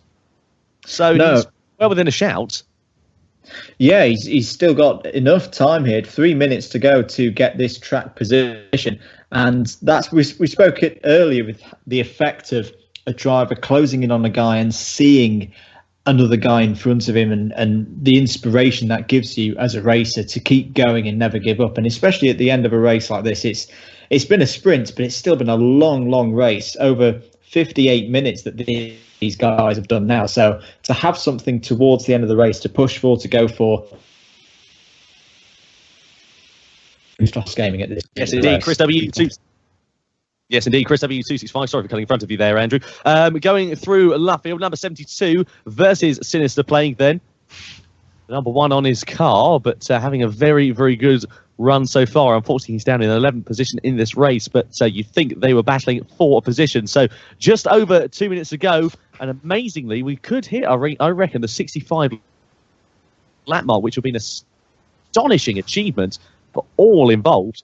Fantastic to see. We won't quite break the 70 lap barrier, but that is brilliant, given the average lap is around about a 53, 54 second or so in race trim. And Sinister Plague, Chris W265, this battle is going to go down right to the checkered flag. It's going to be very, very interesting. Meanwhile, Andromeda out in front. TRL Andromeda set a 53.9 last time out. You might think he might be backing off the pace a bit, but in comparison to his nearest rival, that's still a couple of tenths of a second quicker. And he's gone quicker still on that last lap, a 53.5. So he's now half a second quicker than GTPlanet, which is nothing short of spectacular, Andrew. He's still pushing right down to the very death of this race. I've just noticed as well, the battle for third position is not... actually, no, sorry, apologies, I read that wrong. I was... old eyes getting a bit tired. I read 9 seconds as 0.9 seconds. Apologies. But still, Ronald Thomas, I was going to mention, really good drive from him today. Still in third place, just over 20 seconds behind Passon. But in the end, comfortably ahead of John Jig at this stage of the race, 9 seconds clear.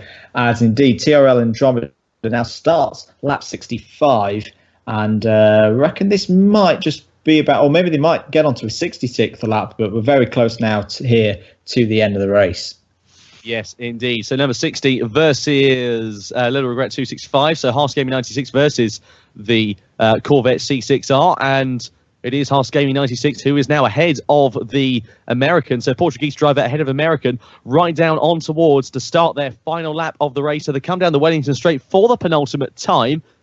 And what an incredible race it has been. So I do believe this will just about be the last lap for TRL Andromeda. Indeed, it will be. So this will be the last time around for the Spaniard. And what a race he has driven. Spectacularly controlled. He's looked absolutely comfortable out in front. No dramas, no fuss. Very, very nice to see indeed. So just a couple of corners left from the Spaniard. Through Luffield he goes, and he'll head through Woodcote for the final time. Will the number 4, the Corvette C6R of TRL Andromeda, comes around the final corner, and it's a win for the Spaniard here at Silverstone. What a result there. Absolutely stunning race. A dominant performance. Incredible drive nonetheless. Brilliant, brilliant. Brilliant. More of that, please, throughout the season. Absolutely incredible. It'll be GTPlanet who'll come across the line a little bit later on to finish in second position. The gap going around the last lap was 23 seconds. Bit of drama, Tom. Just got to tell you this. It looks like Ronald Thomas has actually run out of fuel on the last lap of the race. I said it was 9 seconds. It wasn't 9 seconds over the line. GTP John Jig has just nipped into third position on the last lap. Ronald Thomas very, very slow there across the line and ends up fourth. So big drama there. And what a shame for Ronald Thomas. He drove such a brilliant race, but unfortunate there for the Mercedes driver. Looks like he's run out of fuel on the last lap. Fantastic drama we've had. What a shame for Ronald Thomas. But John Jig will think all of his Christmases have come at once as the bright pink Mercedes SLS AMG will finish on the rostrum. What a great result for all involved. And as we said at the start of this race, 3 different nationalities went into the first corner, and 3 different nationalities finished on the podium. Brilliant to see. What would you say your highlight was of the race there, Andrew? Oh, wow. Really hard to pick. I mean, we've got to discuss the battle, the three-way battle for 9th through 11th that raged on for a good 10 laps or so. That was great fun to watch. But for me, actually, no, yeah, that is going to be my highlight of the race.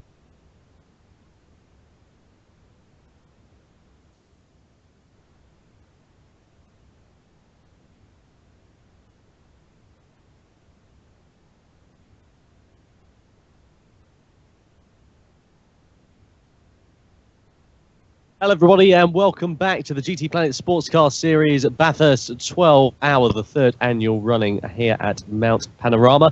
If you have just joined us, it's great to have your company. Thank you, excuse me, so much for tuning in. We have had a few technical issues so far this evening. Excuse me one moment. There we are. We have had a few technical issues so far this evening. The race clock has started 15 minutes ago at 2000 UTC. The race, though, is not scheduled to start officially for the next 90 minutes or so. We're expecting the race to start at 21:30 UTC, there and thereabouts, depending on how the lobby resets go, etc., so on. So we've already brought you a GT3 race.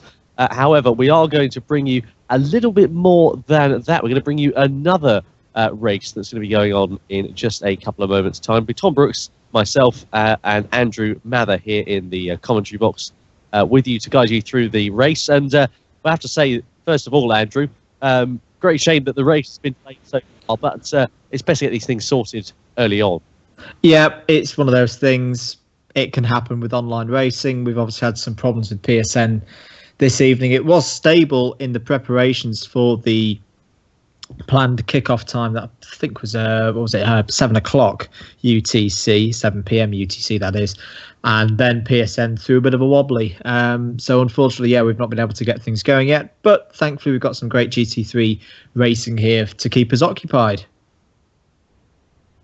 Yes, indeed. Fantastic. So like I say, we've already had that 1 hour sprint race at the Silverstone National Circuit, which was absolutely stunning, I have to say.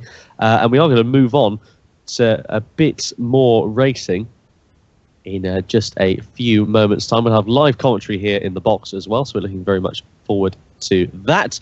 And we'll now surely be able to go onwards with the race and move on to bring you more action on track. Not, of course, at Mount Panorama, but some action and some racing nonetheless. This is all 100% live, by the way, so if you do want to tweet us, do feel free at GTPlanet News, at GTP_AJ, and etc., and so on and so forth.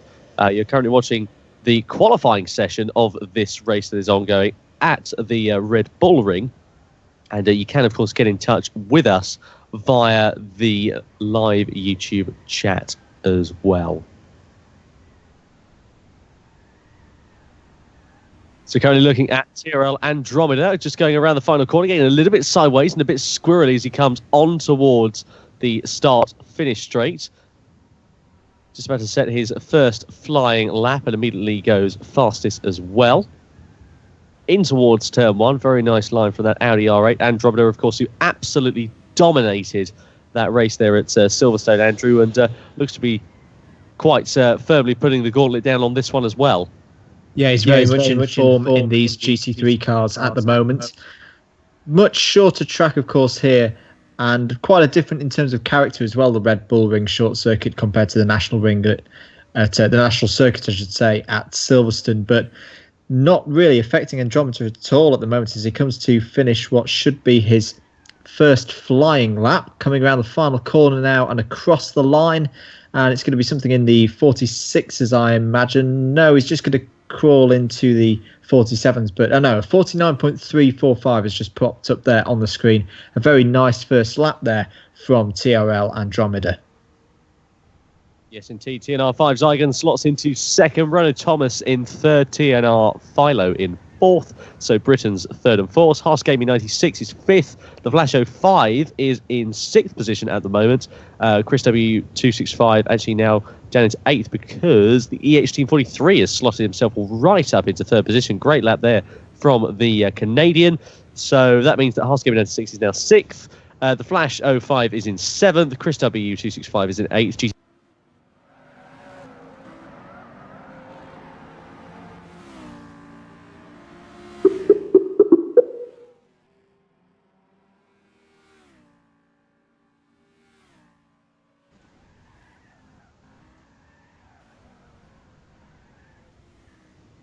Apologies there for the dropping commentary. I think we are now back underway, which is good to see. So we'll be able to bring you more coverage of this. But yes, the running order changing every second. Just a couple of minutes left of this very, very quick Super Pole qualifying session. You'll see there GTMX Hector has just gone up to 11th and demoted UNC Pub 16 down to 12th. Renault Thomas currently in 5th position at the moment. And in the pit lane as well. Other driver in the pit lane is PH7SHR, or I think we'll probably abbreviate that to Phaser or something along the lines of that. Renault Thomas now back out on track, having, I imagine, set a new fresh set of boots, soft tyres onto his racing machine. Apologies, I'm not quite sure which car he is in, but we'll know in due course. Here's Storm Pacer 17 in the Corvette, the number 4 machine, currently in 9th position, and has got a bit of a chance here with GTP Bambi in the pits to put a good lap together and maybe jump the American. Maybe even get into the top half of the grid as well. Coming around to finish a lap at the moment. 50.567, currently the fastest lap completed by Storm Pacer. Can he improve on this lap with just under a minute to go here at the Red Bull Ring for this qualifying session? Coming across the line now, and the time is a 50.202. Good effort there from Storm Pacer 17 up to 8th position, so he does displace GTP Bambi down into 9th, and Pub 16 has been demoted with that lap as well, so good effort there from the British driver, as we have just about 30 seconds to go now in this session, so pretty much everyone on their last laps, Tom. Yes, indeed. TNR Philo won't be setting another lap. He's in the pit lane. Andromeda looks to be pretty comfortable out there, fastest at the moment. Storm Pacer is on a quick one, but I don't know whether he'll be able to improve. Going around the final corner now. We'll wait till he crosses the line and see where the Briton is placed and whether he is able to go up a couple of positions, perhaps. Well, he's made a complete hash of the last 2 corners, obviously giving everything that he's got at the end there, running wide and going over track limits as well. So that will not be an improvement for Storm Pacer, but a good 8th position there in the midfield for the race itself.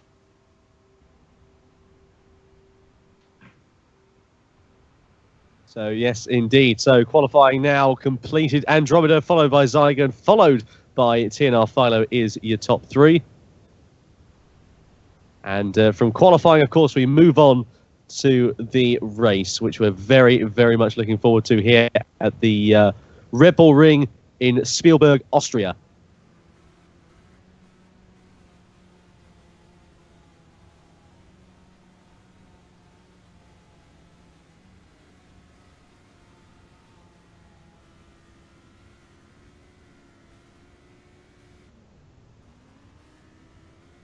So the grid then for this one. Andromeda will be starting from pole. The lights are coming on. 4 lights, 5 lights.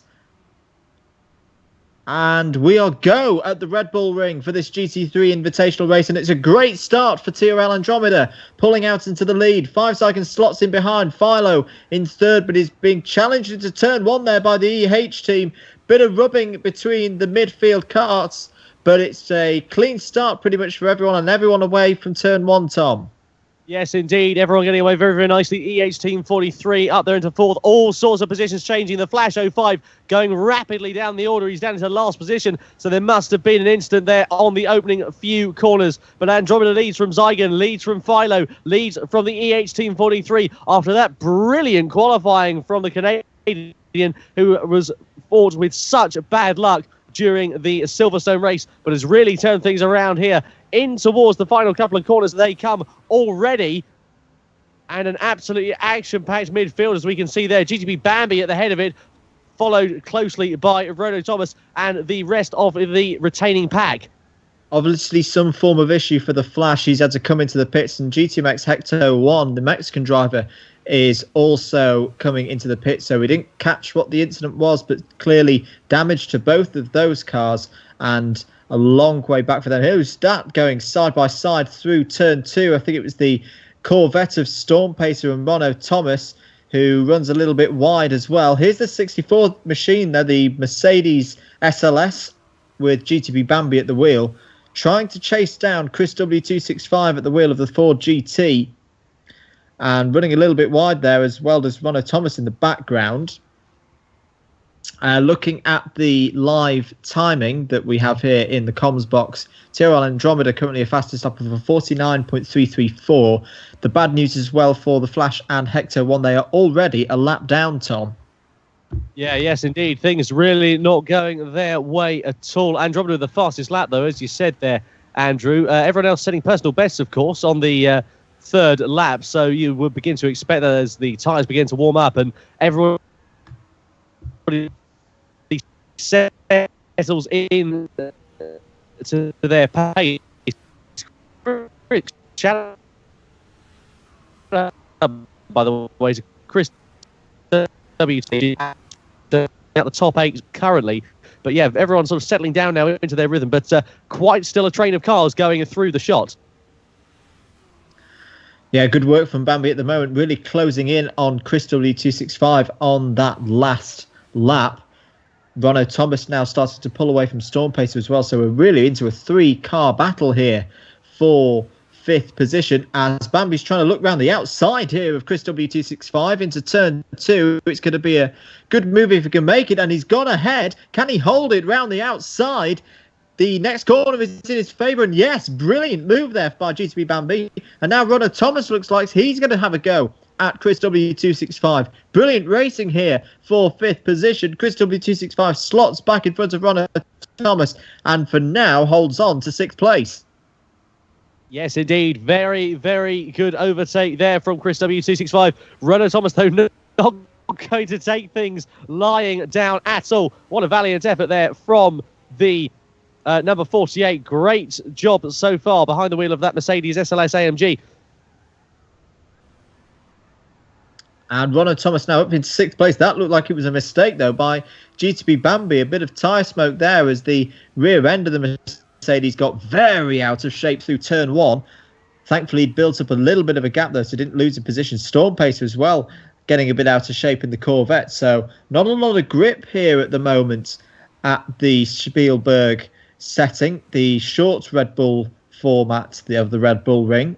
Here's GTP Phaser in another one of the Corvettes, a green Corvette, currently trying to chase down his fellow Corvette driver in Storm Pacer 17 as we switch now back to the leader of the race. TRL Andromeda, 40.025 now, his fastest lap of the race, and is comfortably clear of TNR 5 Zygon and TNR Philo. Here is 5 Zygon, another one of the Audi R8s in the fan favourite blue livery. Back marker there between them, I believe, might be the Flash 05 in the Mercedes. Cycling through the order now back with Chris W265 in the Ford GT. There's Storm Pacer now closing in. So at the moment, at this stage of the race, Chris W265 not really having the pace that he'll want at this stage of the race and is going backwards. And look at Storm Pacer now all over the rear end of the Ford machine. Here's a good bit of American muscle versus muscle, Ford versus GM. What's going to happen here? Can Storm Pacer see and do a move up into turn 1? He's having a think about it, but no, not that time. As Chris W265 running a little bit wide there through turn 1. Didn't get the car into the apex at all. This is going to give Storm Pacer a brilliant opportunity, and nice move there by the British driver, taking 6th place in the Corvette. Oh, as Chris W265 tries to fight back there. Was there a bit of contact there, side by side, coming back onto the full main circuit under the Worth Bridge. And then we're going into these 2 right-handers. Storm Pacer will have the advantage, has the racing line, and takes the 6th position. But no, here comes Chris W265 fighting back again. Brilliant switch back there, a great try at it. Oh, it's really out of shape goes Storm Pacer. How have these two not made contact in the last lap? Brilliant stuff. And Storm Pacer 17 now takes that position and looks to pull away now from Chris W265. As yet again another Corvette now all over the rear of the Ford as GTP Phaser starts to come through and take 7th position. What is going on for Chris W265? Because at the moment he's going nowhere but backwards through this field and just needs to get a bit of a rhythm together. And still a long way to go in this race, of course. We're not even at the 10-minute point yet in this hour-long race. But lots going on for Chris W265. He's now looking up the inside. Can he retake this 7th position? No, not on that corner. But not giving up these positions without a fight, which is really good to see. As that GTP Phaser runs completely wide and gets out on the grass on the last corner. And this is going to be easy for Chris W265 to retake that 7th position. Pub 16 in the BMW Z4 is going to try and get through as well. It's, really late on the brakes was GTP Phaser there. Outbraked himself a little bit there and Pubs has indeed got through into 8th position. So frenetic stuff, as always, in the GTPlanet Sports Car Series. We're commentating on this race live, myself, Andrew Mather, and Tom Brooks, who will be back with us shortly. If you're waiting for the GTPlanet's Bathurst 12 hours, we will be back with the Bathurst 12 hours at hopefully 9:30 UTC, so just over an hour, or just under an hour from now. Here are your leaders then. TRL Andromeda. In fact, that's TRL Andromeda now lapping Ronno Thomas. Missed that one. Apologies. Ronno Thomas now back into 11th position. UNC Pub 16 then in the BMW Z4 has closed up to the back of Chris W265 in the Ford GT. And Pubs looks like he's got this BMW at this stage of the race running quite nicely. Very tricky to overtake into this next corner. So just holding station at the moment is the Australian. Maybe looking to set this up, getting a good exit out of the last corner. Oh, it's a bit wiggly though there. Oh, it's a massive slide, and is that a spin in the background for GTP Fisher?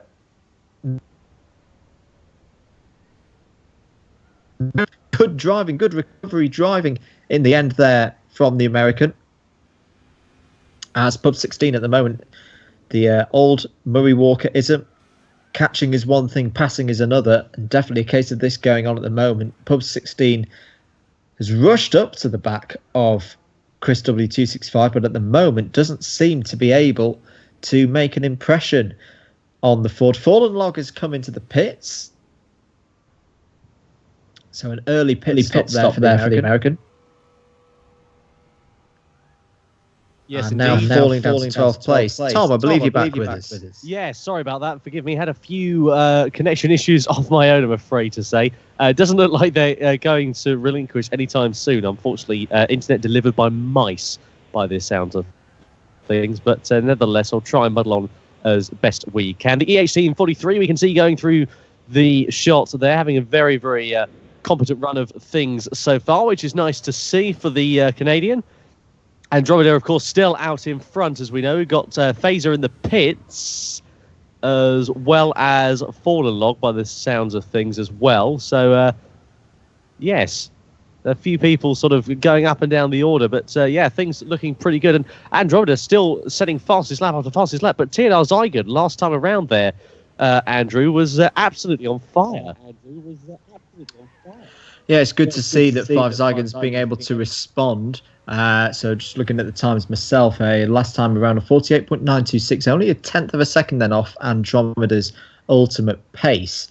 So this race isn't over, and Five Zygon just keeping Andromeda on his toes at the moment. Here's TNR Philo in the YouTube liveried Nissan GTR, just putting a lap there on the Corvette. And nicely done there by the British driver. Currently in 3rd place. There, that little speck that you can see up ahead, that's TNR 5 Zygon in 2nd place. I have to say, fantastic onboard shot here from TNR Philo at the moment as we cross over to TNR Zygon. We'll see how he's doing. I think he's just putting a lap on... is that Ronno Thomas? I believe it is, further down the order. Certainly one of the Mercedes SLSs. But, yeah, getting past with relative ease, and the Mercedes, and I think it is Ronno Thomas, in fact, yes, recognising with relative ease that the car behind was one that was not battling for position. So, good job from all involved there. Good to see. I have to say, absolutely love this Spielberg circuit. Really fantastic. Even the shortened sort of national version, if you like, is absolutely brilliant to behold, and I can well imagine fantastic to drive as well. Lots and lots of elevation changes and lots of different elements that make it so tricky and so challenging for all involved. Absolutely agree, Tom. It's good to see it back on the international motorsport calendar. Obviously came back to Formula 1 not that long ago, and ELMS have run here as well. And it's, yeah, I'll second what you said, Tom. It's a really fun circuit that I enjoy, and it's good to see it here in the GTPlanet Sports Car Series. Here's TNR5 Zygon pulling along Ronno Thomas at the moment, if you ask me, Tom. Ronno Thomas recovering from that early pit stop, but still a very, very long way to go in this one. Yes, indeed. I mean, none of the top 8 drivers so far have pitted. Only those further down. The Flash 05, of course, having some earlier problems, has pitted twice so far. But, yeah, very, very interesting to see how things are going. And it'll be interesting to see, actually, how things will change within the top 8. Who will leapfrog whom during the pit window when that does actually open to those drivers who are very close in combat on circuit. So, yeah, looking forward to seeing how things will develop there.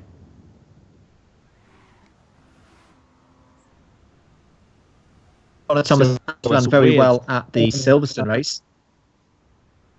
He did indeed, yes, had a very good run. We saw some incredible battles, and battles I nearly lost my voice to, actually, as well, with Ronno Thomas, Chris W265, and I think it was Sinister Plague as well, wasn't it? We saw quite a few different sort of battles ongoing, and that was one that we were shouting about for a large majority of the race.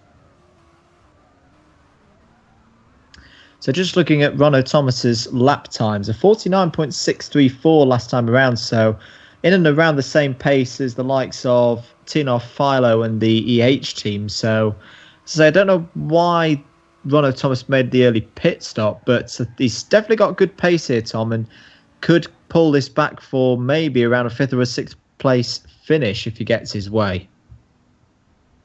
Yeah, indeed. Anything can happen, and we definitely saw that with sort of drivers, going off circuit. Speaking of circuit, there, TNR5 Zygon taking the rallycross line there, and he's going to have to be careful because TNR Philo in the Audi R8 just behind him, he really is now just within a few car lengths, so he's going to want to not be doing too much more rallycrossing, will TNR5 Zygon, because he's got the Brit behind him, who really could be in with a chance of stealing a 2nd place from under his nose. But as you say there, yeah, Ronno Thomas really could be in with a good chance of a top 5 finish if he puts the pedal to the floor.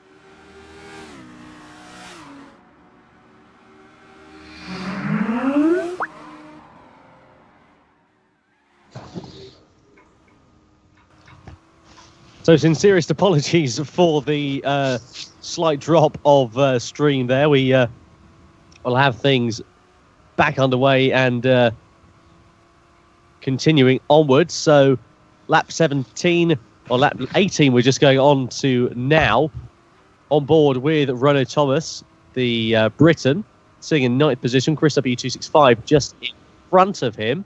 Well, not actually just in front of him. Yeah, the car in front of him at the moment is the Audi R8 of TNR5 Zygon. However, just in front of him, at least in terms of circuit position, is Chris W265, the American. Speaking of people who are doing quite well, though, the EH Team 43 sitting there in 4th, soaking up the pressure behind him.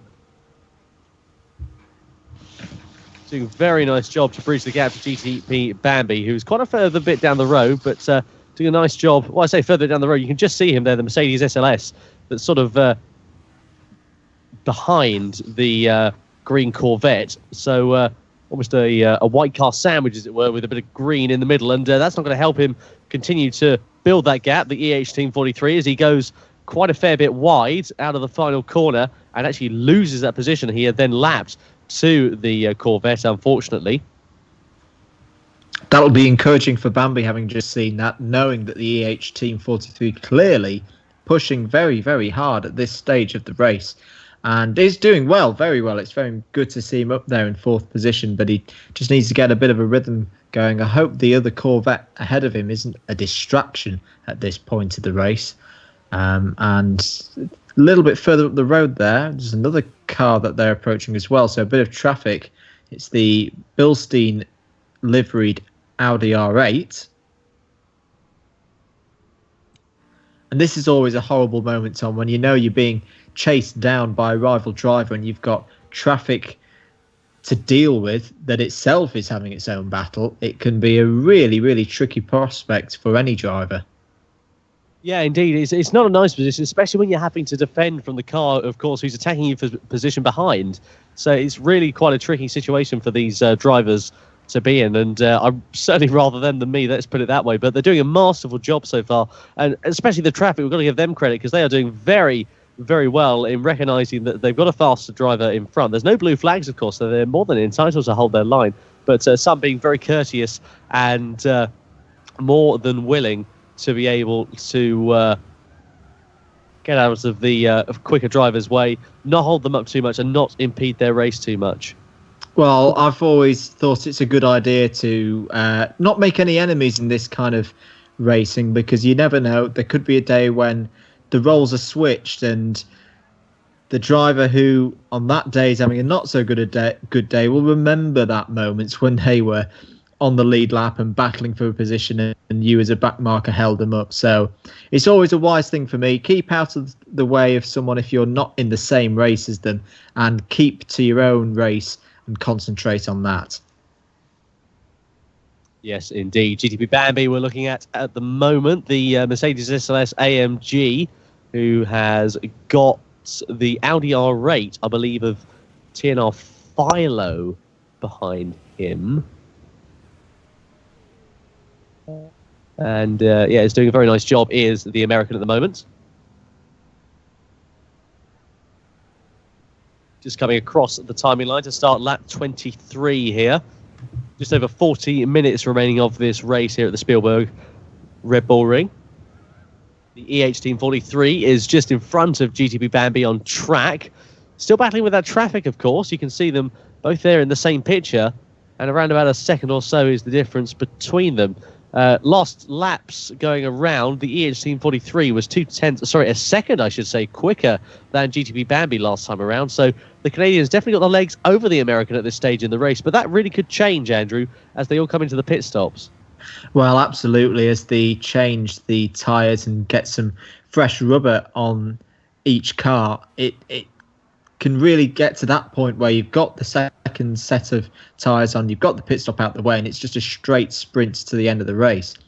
You know, psychologies of the drivers can change, aims of the drivers can change, and we saw at Silverstone things can really swap around, and especially if drivers push a little bit too hard in the second half of the race, they can give themselves problems like Ronald Thomas had with a shortage of fuel and actually lose things on the last lap. It's never over until you've seen that checkered flag. No, but certainly not.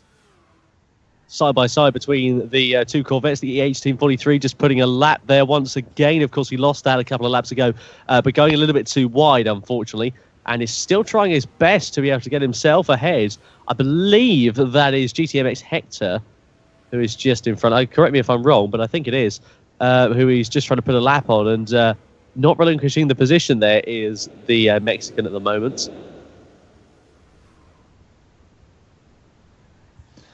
Just to give you an update on the current standing. So TRL Andromeda still your leader now by 8 seconds from TNR5 Sagan.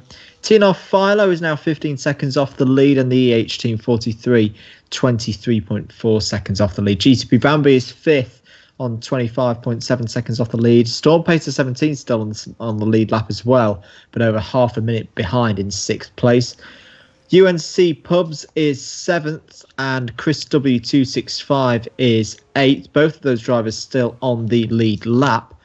Then it's 9th, Ronno Thomas, a lap down, but running very quickly indeed. 10th is GTP Fisher, also a lap down. And then outside the top 10, 11th place, the Flash 05, 12th GTMX Hector 1, and 13th Fallen Log. Yeah, lap time sort of settling down now into that comfortable bracket. Sort of drivers now settling down into that rhythm and not setting blisteringly fast lap times, but consistent lap times, which is good to see. Everyone's sort of still within the 49s or sort of early 50s at least, which is very, very nice. On board with the EH Team 43 at the moment, who's bearing down on that green Corvette once again. The Canadian, of course, the best position he has run so far in this race, and be interesting to see if he can bridge the gap to TNR Philo, who is some way up the road at the moment. I believe the gap between them is currently around about 5 or 6 seconds. So quite a gap to bridge, and this isn't going to help him going through this traffic, or trying to go through this traffic, because when you get caught in that turbulent air, it really does cause the front tyres to wash. It causes the front of the car to wash wide, and a lot of understeer to be had, and it absolutely shreds the front tyres to pieces, unfortunately. And although pit stops will be coming into play fairly soon, it's certainly not what these drivers will have wanted.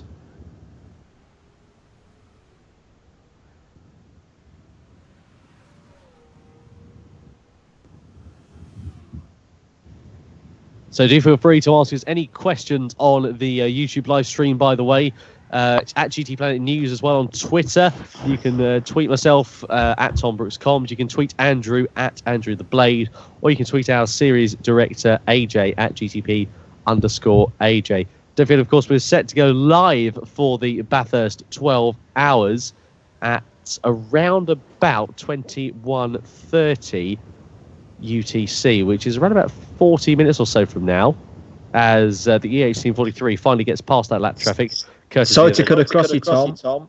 I think the reason the EH Team 43 is passed is because the other Corvettes had an incident coming out of the right-hander, speared off to driver's left, has got going again now, but not good news there for the Corvette driver, as now we've got a couple of Nissans having a bit of a fight. Yes, we do indeed. So, TNR Philo versus the Nissan. I believe that might actually be lap traffic in terms of that Nissan. So, I don't think that's actually a battle for position. I think they are just very, very close on circuit. I think, though, that Storm Pacer and UNC Pub 16, that is a battle for position. Let me just confirm when we have a look at the old live timing.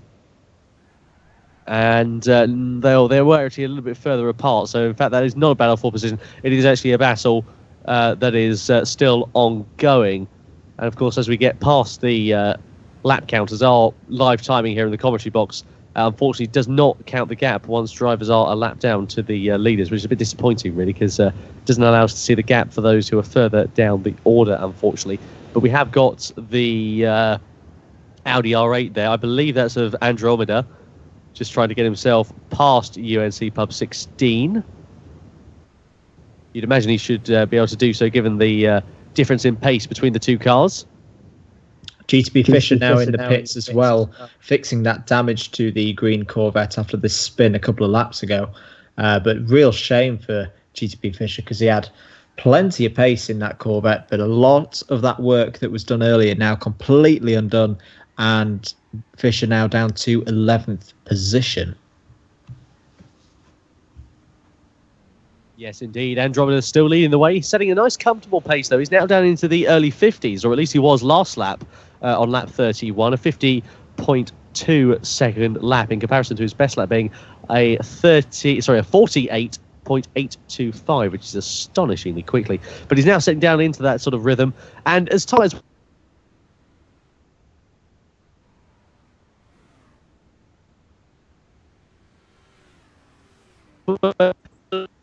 and drivers are going to be thinking about when the best time to box is going to be. Yeah, particularly if you're in a lot of traffic at the moment, it might be a good idea to switch off plan A, switch to plan B, get yourself in some clear air and start to be able to use a fresh set of tyres more effectively, because On the other hand, what could happen is if you're having a battle with someone or stuck behind some lap traffic, you actually end up pitting at the same time and you come back out still together and holding each other up. So it'll be interesting to see what this gaggle of cars do at this stage. As all up the inside of Chris W265 goes the yellow Mercedes. I believe that's the Flash. Indeed it was, yeah. So that's not actually a battle for position. So Chris W265 further down the order than you'd imagine, but yeah, he's actually been lapped. Hang on, how does that make... Oh, maybe he's unlapping himself, the Flash 05. Perhaps that would make more sense. Oh, no, but Chris W265 gets it all crossed up coming out of the first corner, straight onto the inside barrier. Was very lucky not to collect any of the retaining cars going through the pack as well. And unfortunately has now got a whole load of work to do, as everyone's sort of now sliding and slipping all over the place there, Andrew. Tyres beginning to wear down quite a rapid rate of knots. That's easy for me to say.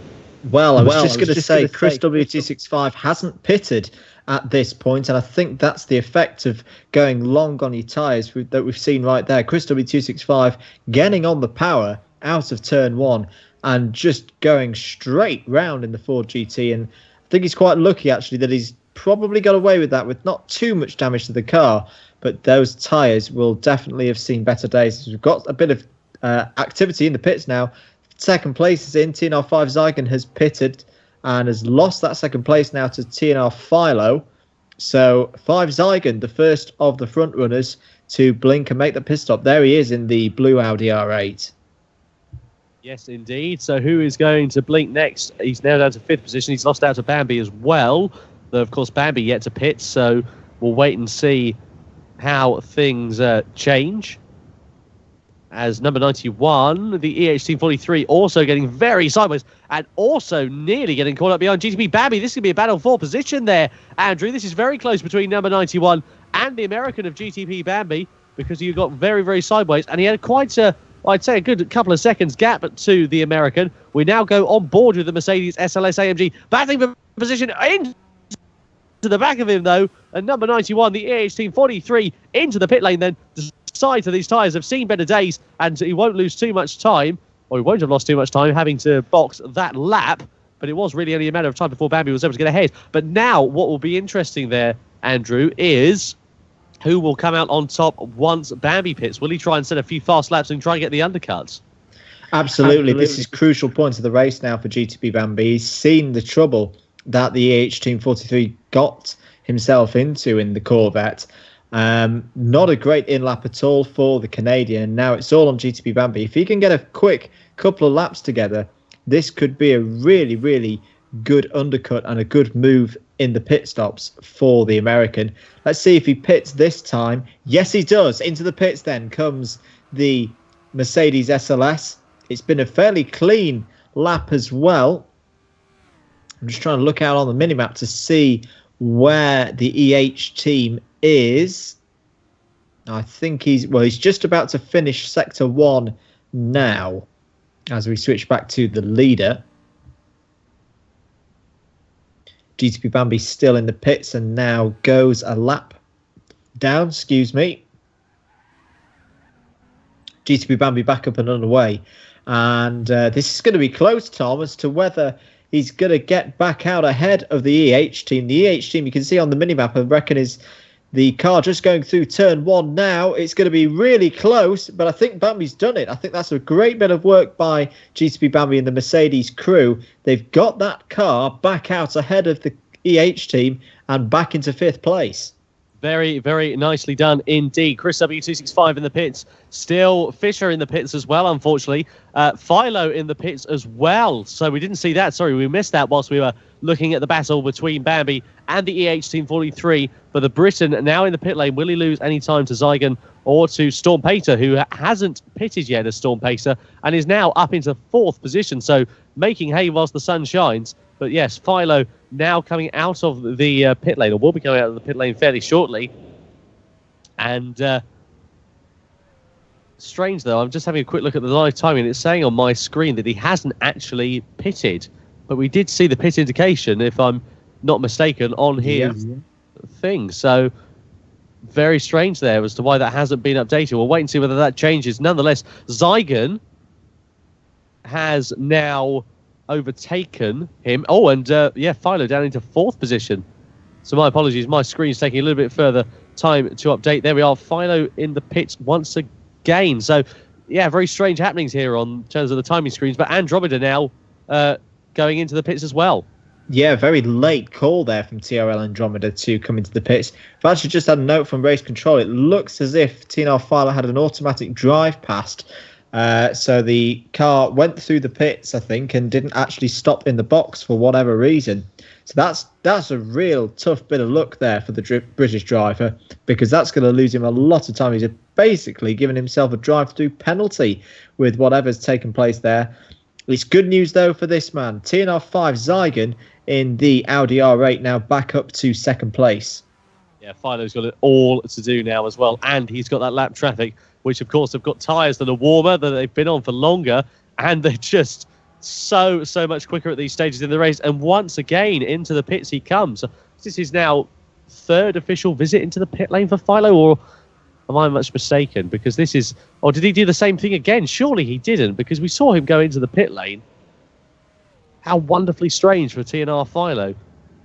Quite bizarre, really. Andromeda once again, though, in the box. So did he get a drive past as well? We didn't see that, but that could potentially hand the lead over to 5 Zygon if they're not too careful. Well, this is massive drama, Tom. Totally out of the blue, but this is what can happen in such close GT3 racing. All of a sudden, the race has been thrown up in the air. TRL Andromeda definitely will lose the lead to TNR5 Zygon. I'd be very, very surprised if 5 Zygon isn't able to take the lead. And yes, there we go. TNR5 Zygon then is your new leader of the race. Stormpacer 17, who I still don't think has actually stopped, Tom. No, he hasn't. Now up to 2nd place. Remarkable work. Yes, indeed. Absolutely incredible there from Stormpacer. How is he still going on this set of tyres after 39 laps? It's not exactly like this circuit is particularly uneasy on corners. It's very, very heavy, especially on that left front, due to the right-handed nature. Only one left-hand turn on this circuit, on this configuration of circuit. So it's very, very hard on the right-hand side of tyres. So the left-hand side of tyres, I should say, from a driver's perspective. And it's incredible how he's done it. He's now into the box, so hopefully he doesn't get an automatic drive-through for going in too quickly. But he is now in the box, and I think he's going to lose out to GTP Bambi. But what an effort there from Stormpacer. I mean, he had to really come in because his last lap was a good second slower than Bambi, who was behind him. So he was losing time, hand over fist. But yes, very, very good job indeed. And he'll just slide down the order, but has done incredible to stay on that set of tyres for that long. And Andromeda now down into 2nd then, Andrew. So 5 Zygon leads the way. Yep, and by 7 seconds. And we mentioned earlier that 5 Zygon has been able to get that little bit closer to Andromeda round the Red Bull Ring today. We saw in the Silverstone race like a constant 2 or 3 tenths between the two of them. So it's definitely within TNR5 Zygon's ability here to hold on to this lead, maybe even extend the lead, as we've got 25 minutes of the race to go. This is going to be a fantastically intriguing second half of the race. I absolutely cannot wait. It's going to be very, very interesting indeed, as you say. Still got number 64 and Lionface going hammer and tong. So number 47 versus number 64 at the moment. A bit wide does the yellow car, and still in 12th position is Fallen Log. So having something of a quiet race after a hectic start. TNR Philo, though, is the big loser in all of that, Andrew. He's now down all the way into 7th position from 2nd. Incredible loss of time here. If you look at this effectively, he's lost pretty much a full lap, because there behind him is the leader who he was battling with for 2nd place, 10 minutes ago? Absolutely awful work there for whatever's happened there for the Nissan team in the pit lane. It's gone completely wrong for them, and a long way back now for TNR Philo. Yes, indeed. So Zygon and there we are. Sorry, Philo. I thought he was going into the pits once again, but he does just pull off line and allows the American past. So very nice to see. But yes, Andromeda quite far down the order. As you said, the gap there now down to 6 seconds. So Andromeda has put the hammer to the floor because he said a 48.7 second. But Vibe Zygon, though, responding last time around, he said a 49.9. So a couple of tenths of a second slower, but Andromeda still a tenth of a second quicker, as we've got Chris W265, who's now not in the race as well. We didn't just wonder why that has happened, but yeah, Chris W265 unexpectedly out of this race. But yes, very, very interesting to see how things will go. And this is going to be interesting for the top two as well. Will Andromeda be able to bridge the gap with just under 25 minutes remaining of the race, as Pub 16 now in the pits once again? Yeah, it's been a long time on that set of tyres for Pub 16, up to 5th place when he came in, so that's good work there from the Australian. Little bit off the pace, the raw pace, but he's been very consistent and has been able to pick up those positions off the back of others making mistakes, which is always a very good thing to be able to do in even sprint races like this. Meanwhile, back at the front, TNL5 Zygon with his personal best lap time last time around of 48.874, and that's the kind of time that he needs to be able to pull out now regularly to retain this gap. In fact, the gap has actually gone up. It's gone up last time around. Andromeda probably having a bit of trouble with traffic, and the gap is now 7.2 seconds. Yes, indeed. Things getting very, very interesting. It's only a very short circuit, so traffic really does become as big a factor as it does at any of these smaller circuits that we come to these races at. The EH Team 43, we haven't mentioned him for a few laps, but he's sitting very pretty there in 4th position at the moment.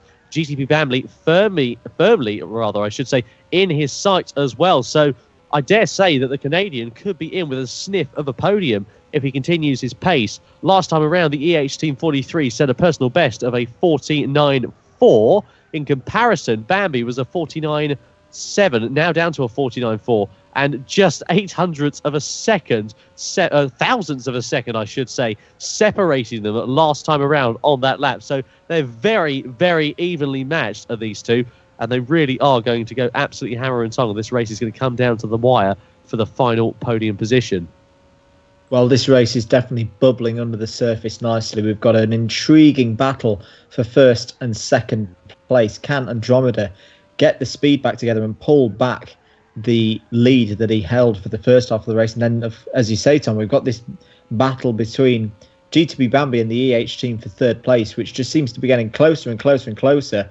Let's see how much pressure the EH Team 43 can put Bambi under. We know how experienced Bambi is as a driver, and this could be a real challenge that's going to face him in the next 20 minutes or so. Yeah, pushing very hard, I should say, is the EH Team 43. You can definitely see that, just how wide he was going at the first corner and just how sideways he's getting as well. We saw at Silverstone that these cars, these Corvettes especially, are very, very tail happy, and that is definitely proved by given how wide he was going through turn 2 and how sideways he was going through turn 2, as well as I believe the Audi R8 of Fallen Log, was it perhaps? Yes, it was, just going a little bit wide there and into the pit lane. So yeah, Fallen Log just getting out of the way of the EH Team 43, who put a lap on him. So that's Fallen Log's first pit stop. Is that his first? Surely it's not his first pit stop. I think that might be an old graphic, actually. I think this one will be his 2nd pit stop. So he might have burnt up the tyres a little bit too quickly on that Audi R8. But yes, on board with the EH Team 43, still with the podium well in his sights. Last time around, the EH Team 43 was a 49.6. Bambi was a 49.5. So a tenth of a second difference. Don't know if we've mentioned this already, Tom, but UNC Pubs 16 has unfortunately had to retire from the race. So down to 11 runners now here at the Red Bull Ring with just under 20 minutes of this race to run.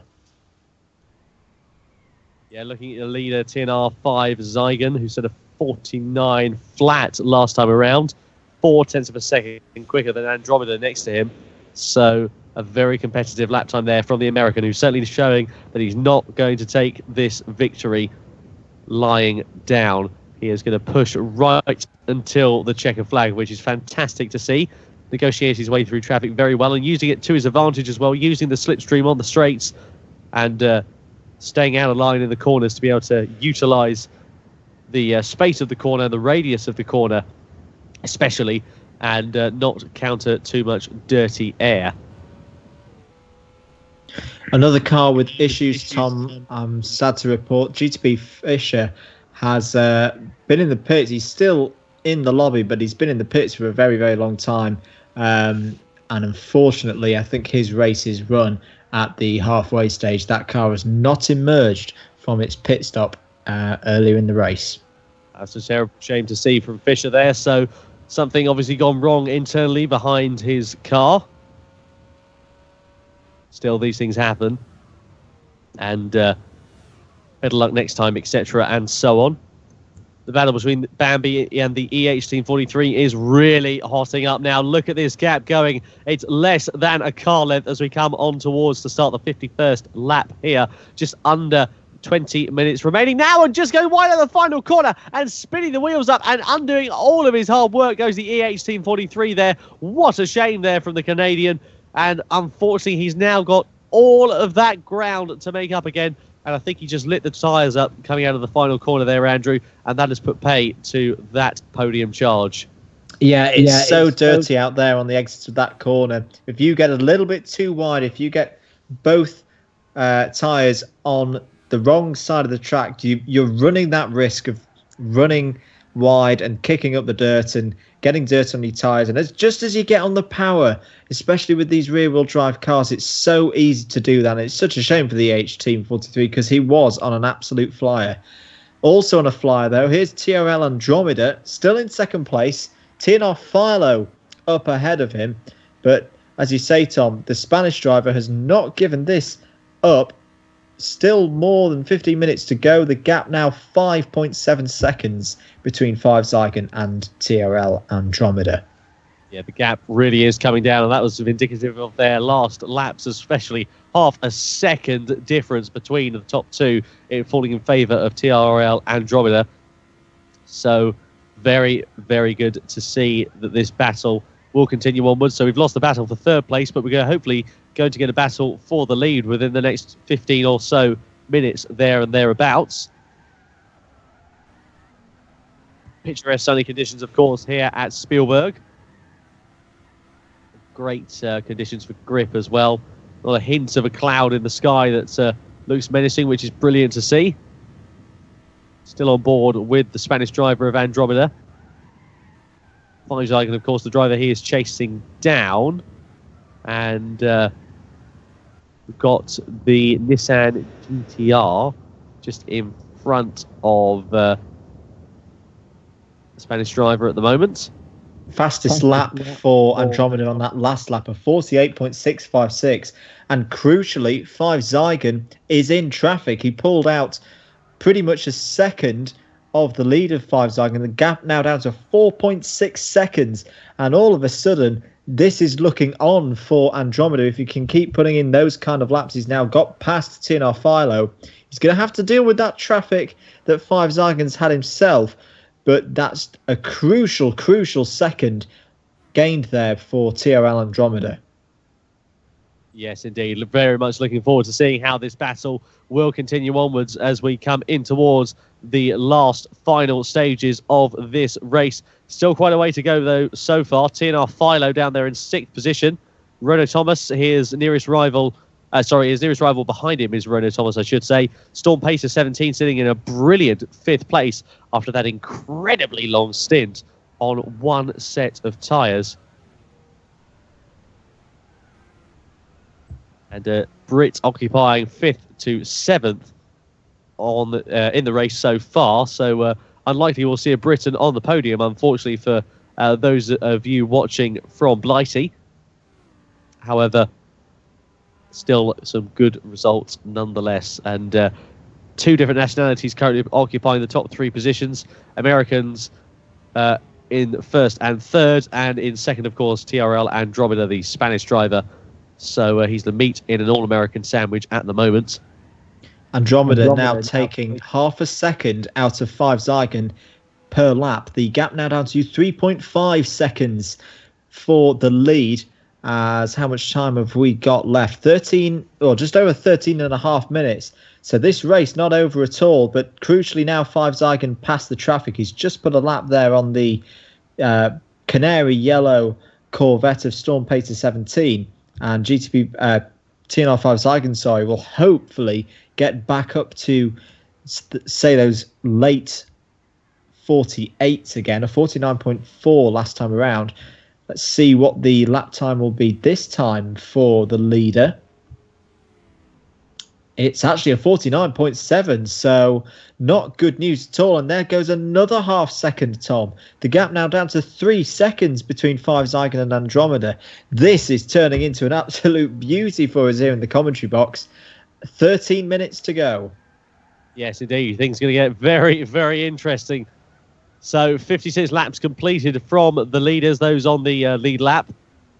Every driver up to, I think, now actually, in fact, second position. Yes, in fact, up to second position has been lapped. What an incredible achievement there from Five Zygon and Andromeda, of course, who absolutely pulled out the gap earlier on. And if it wasn't for his uncanny mistakes or unfortunate mistakes in the pit stop phase, then it's likely that he would have romped a victory and we wouldn't have seen sight nor sound of him until he crossed the checkered flag in first position. But thankfully, that's not the case, because it provides us with a very, very interesting race to come down to a climax with. Storm Pacer just behind Andromeda at the moment. Oh, and into the barrier goes Storm Pacer, and coming to a careering stop as well. That was just too deep there, trying to get himself, I think, out of the way of Andromeda, and unfortunately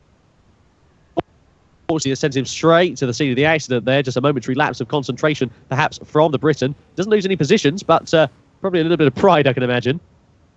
And there might be some significant damage to that Corvette. We'll have to see if the number 4 car comes into the pits this time. It's just been overtaken by Ronald Thomas. That is 4th position, and yes, into the pits comes the Corvette. What a shame for Storm Pacer 17. He was having one of the strongest races I've seen him run in a long time. And that's such bad news for the Corvette driver.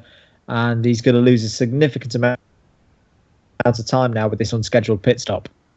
Yeah, it's unfortunate, isn't it, really? It's just one of those things that happens. And we're coming into the final 10 minutes of the race here at Spielberg.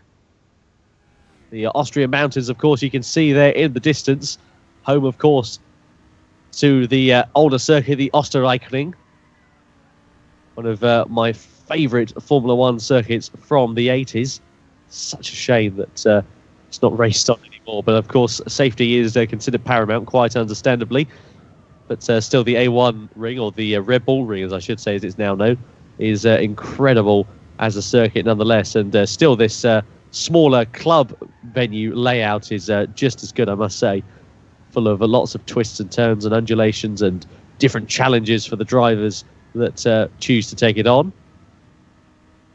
The gap, Tom, now down to 1.8 seconds as TRL Andromeda continues to pull TNR5 Zygon in. And there you can now see TNR5 Zygon. And you know what? We mentioned this in the Silverstone race, Tom. That's just going to push Andromeda on more and more. And I reckon that gap is now a lot less than 1.8 seconds. Let's see what the gap is as they come across the line. It's now 1.2 seconds. My goodness, we've got a scrap on here for the race lead. Less than 10 minutes to go now here at the Red Bull Ring. And it's TNR5 Zygon versus TRL Andromeda in identical Audi R8s. And this is really getting to be one of the races of the year. Do we think that perhaps TNR5 Zygon opted to use his tyres very harshly earlier on in his second stint in this race, and has perhaps gone a bit too hard too soon and has now got a lack of life left? Because despite his sort of blunders, shall we say, in the pit stops from Andromeda, that might prove to work in his favour, because his tyres are a few laps less old, aren't they?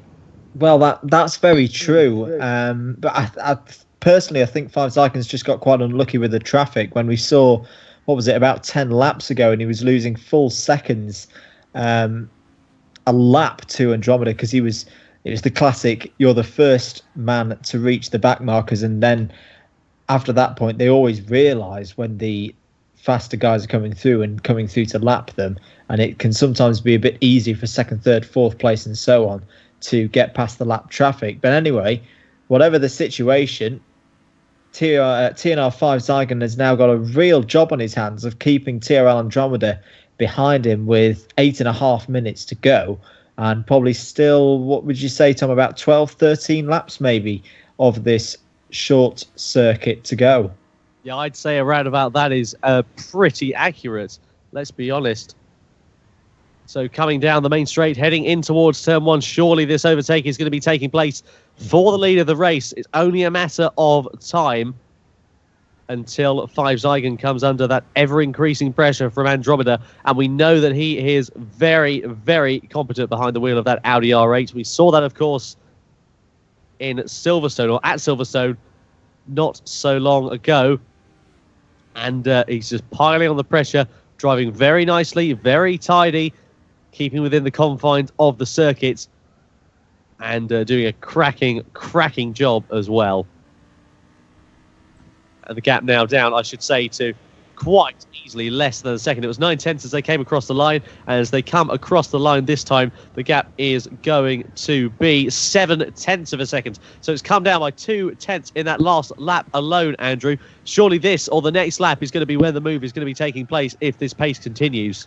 Well, TNR5 Zygon, you'd imagine, will get very defensive any moment now and start to just hold the inside line and make it as difficult as he can for TRL Andromeda to actually get by. Here's going to be the first opportunity then for TRL Andromeda to get within a whiff of taking the lead again. Still a little bit too far back, actually, but here he's going to have a good chance here, Tom, into turn 1 if he can get a good exit out of the last corner. Oh, big slide there from the second place Audi, but TNR5 Zygon really starting to feel the pressure now.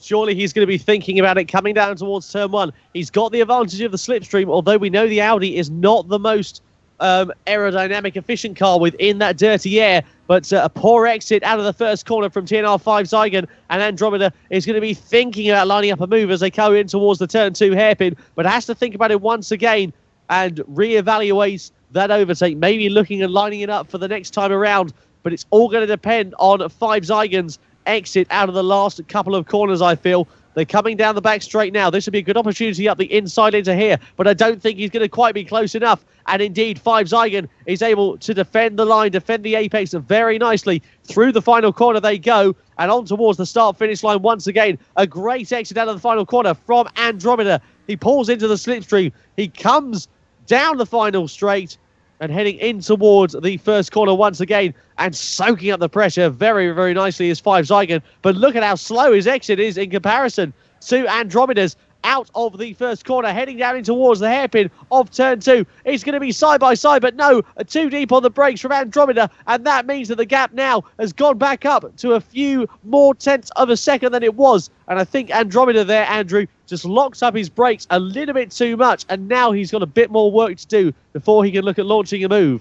Yeah, I was a bit surprised there. He didn't need to go all out for that move into turn 2. He's got the time here to be able to get this move done.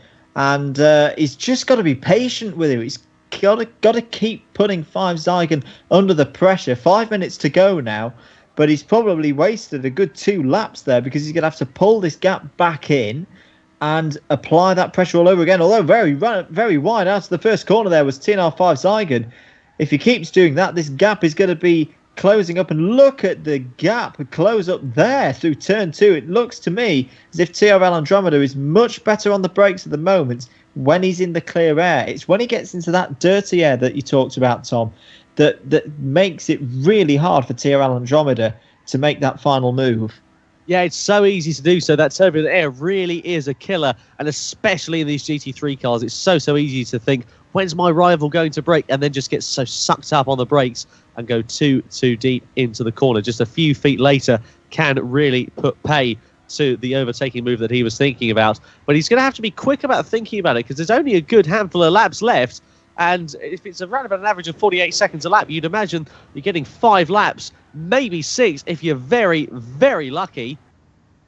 And there's not much time left, and he's going to have to think about launching this move at some point in the near future. Otherwise, he is going to run out of time. But what a titanic scrap these two are having. They're closer than they've ever been before by the looks of that camera shot. Going onto the back straight, the gap bridges itself a little bit as they come in towards the penultimate corner, and still very close and still very wide from Zygon as well. Andromeda really on his heels now, really snapping at the bit. He's all over the back of him like a nasty rash, and a little bit wide from Zygon, out of the final corner, and Andromeda takes the lead for the lead of the race, and the Spanish driver retakes it. What a fantastic overtake there. Very opportunist driving, and a simple mistake there from 5 Zygon unfortunately puts pay to the lead of the race for him. But Andromeda, what a race it has been so far. Those blunders in the pit stop, despite the very, very promising start. And he retakes the lead in the dying moments of this race, Andrew. Absolutely incredible. Well, you've got to give it to Andromeda. He did exactly what he needed to do. He put 5 Zygon under the pressure, and 5 Zygon cracked. And in the end, Andromeda didn't even need to make the overtaking maneuver, but it was that pressure, as I said, the pressure and that constant battering on the door that's been happening for the last, 15 minutes or so, that has meant Andromeda's been, 8 seconds off the lead. He's pulled that in. He's kept the pressure on, and it's a deserved lead for me at this point of the race.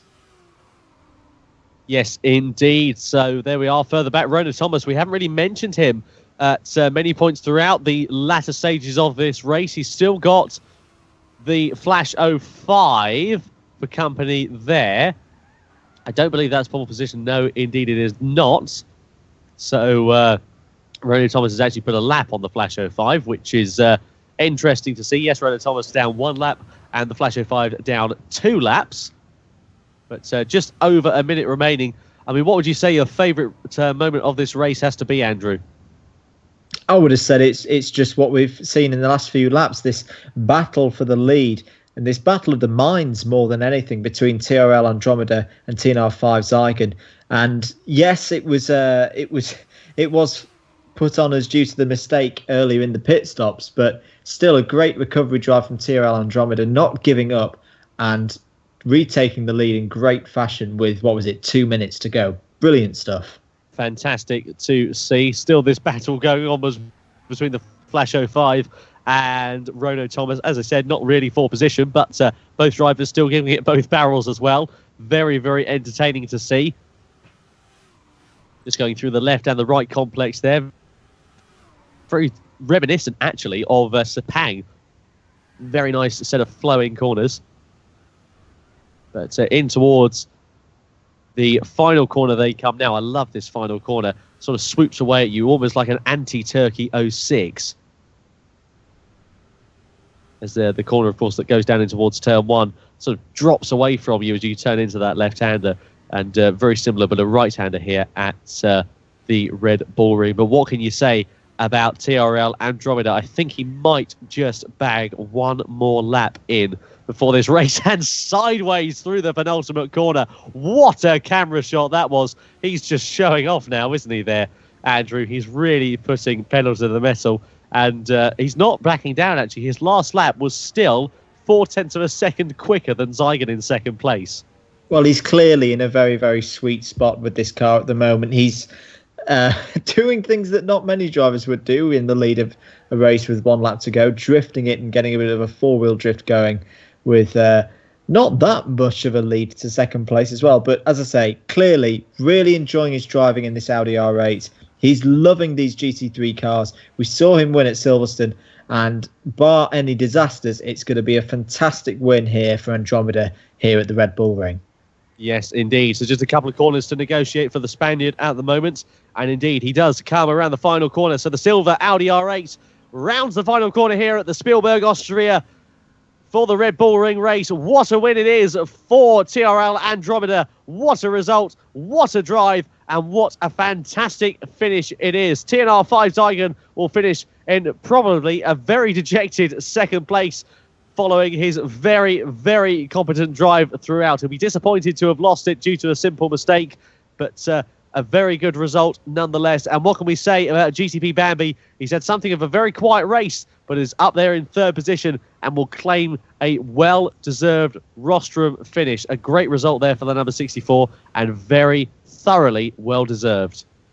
It just shows what you can do. Keep your nose clean, keep your nose fast. And it's, as you say, Tom, a brilliant podium for GTP Bambi. A very popular character in the community, and great to see him up there on the podium. Yes, indeed. The EH-Team 43 finishes in fourth. Great result there for the Canadian as well. He's had a very competent race.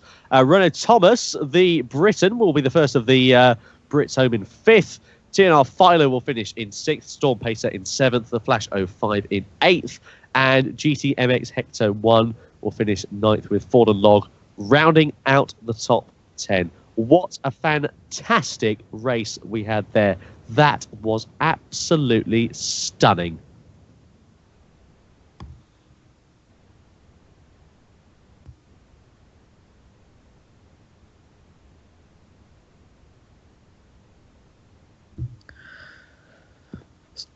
So I hope you enjoyed that, guys. If you're still watching this stream, thank you for your continued support of the GTPlanet Sports Car Series.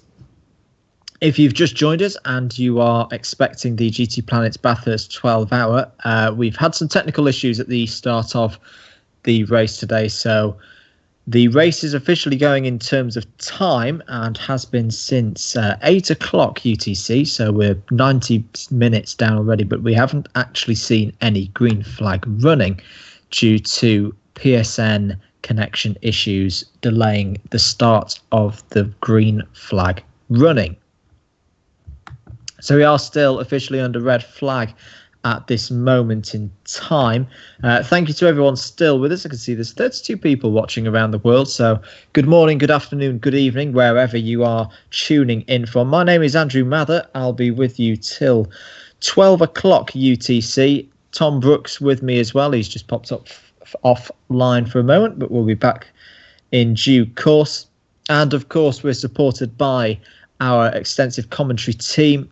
David Fuller and others will be joining us in the commentary box between now and the end of the race, with a few driver interviews along the way as well.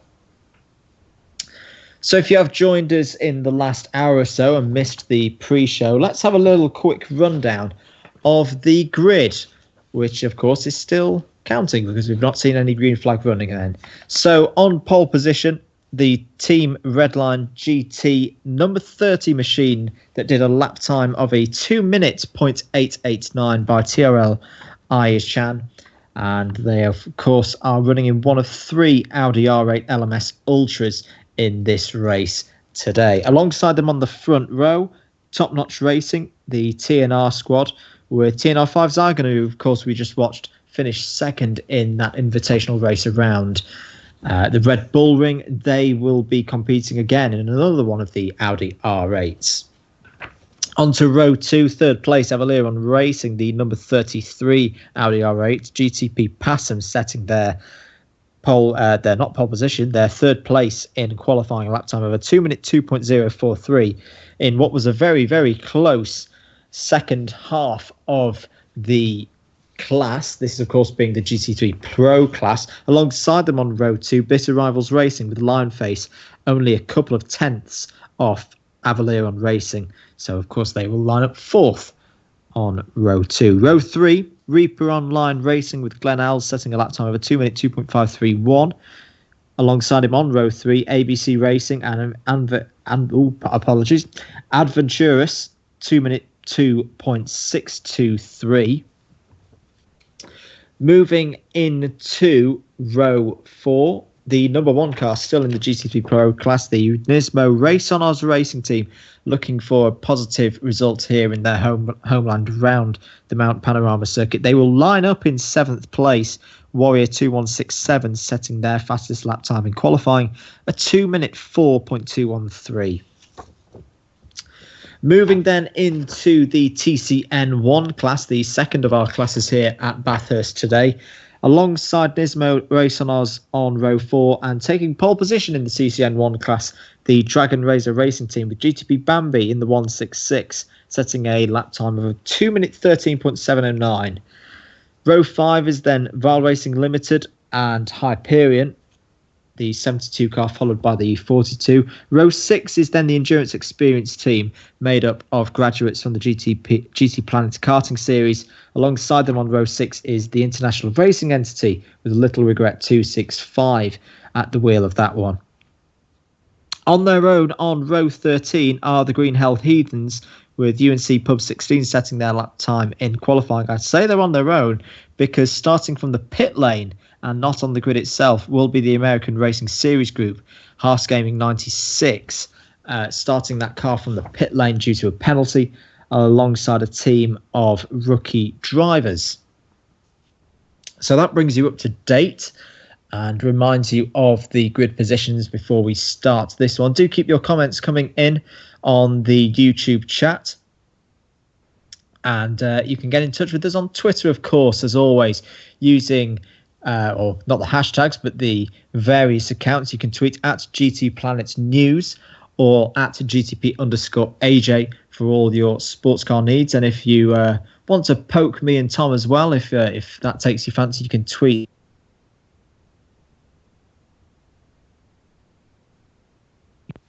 And you can tweet Tom at Tom Brooks Comms. Tom, are you with us?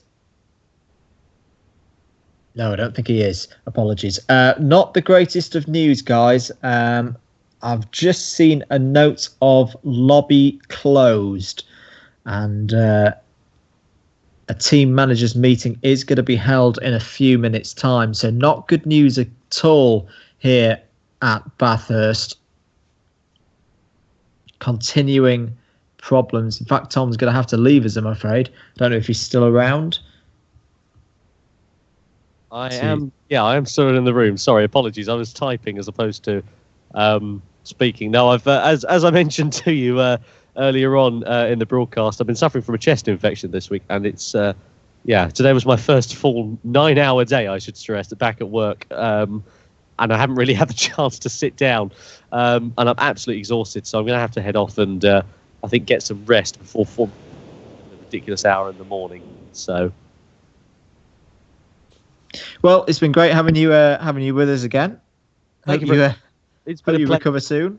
Unfortunately, I didn't get the chance to commentate on the Bathurst 12-hour once again, but nonetheless, I'm sure that whatever the decision is made at the team managers meeting fairly shortly, that it will be one that is in the best interest for competitors and viewers and drivers as well. So, very best of luck to everybody throughout the rest of this race. Hope it does manage, or I hope they do manage to reach some kind of an agreement as to what happens. I hope it's a sensible one, of course. So just keep an eye on the thread would be my recommendation if you can do so. On GTPlanet as well, you can find it on there, and you'll be able to find all the information that you should need. But yes, Andrew, thank you very much appreciated. I'll leave it in your capable hands, and until we speak again, I'll see you soon. Take care, Tom. Thank you very much. Oh, and that reminds me, I'm doing my first circuit commentary next weekend, so I'm on a kart circuit, so I'll have to think of you. I mean, Landau, of course. Yes. Which one is it? Landau in Wales. Know it well. It's a good little circuit, that. Looking forward to it. It'll be good. I'll tell you more about it some other. In fact, I'll tell you more about it after I've completed. I've completed most commentary there, but you can find more information on various social media pages, etc. Anyway, marvellous. I believe, actually, just to interrupt myself, that we're going to be playing out some footage from the GTPlanet karting series as well, by the sounds of things, whilst we await some news. So still some more action-packed, bumper-to-bumper action to come, by the sounds of things there, Andrew. Absolutely. We had some good times with the karting series last year, so it'll be good to go back and have a little trip down memory lane and replay some of that footage for you whilst we await news here at Bathurst for whether we're actually going to be able to get this race underway today. So apologies again for the PSN issues, as I'm sure you guys can appreciate. It's issues beyond our control, really, and behind the scenes everything is being done to get the race back up and underway.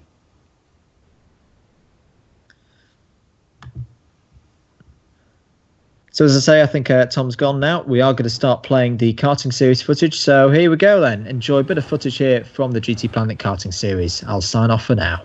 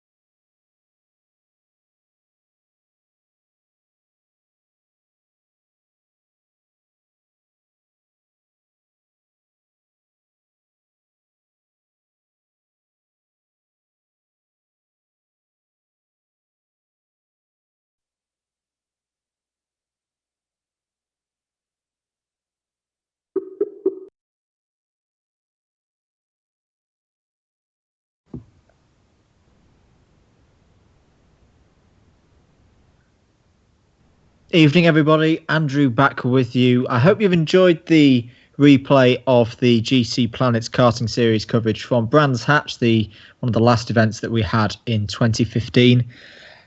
Quick update on the state of affairs regarding today's Bathurst 12-hour. I'm afraid I've got some bad news, which I think some of you have expected for the last hour or so. AJ and the series organisers have held a meeting with all the team managers who were competing in today's race, and the decision has been taken to cancel today's race due to the ongoing PlayStation Network connection issues. We will also say that for future news and future status on the series will be coming on the website, on the forum in the coming days.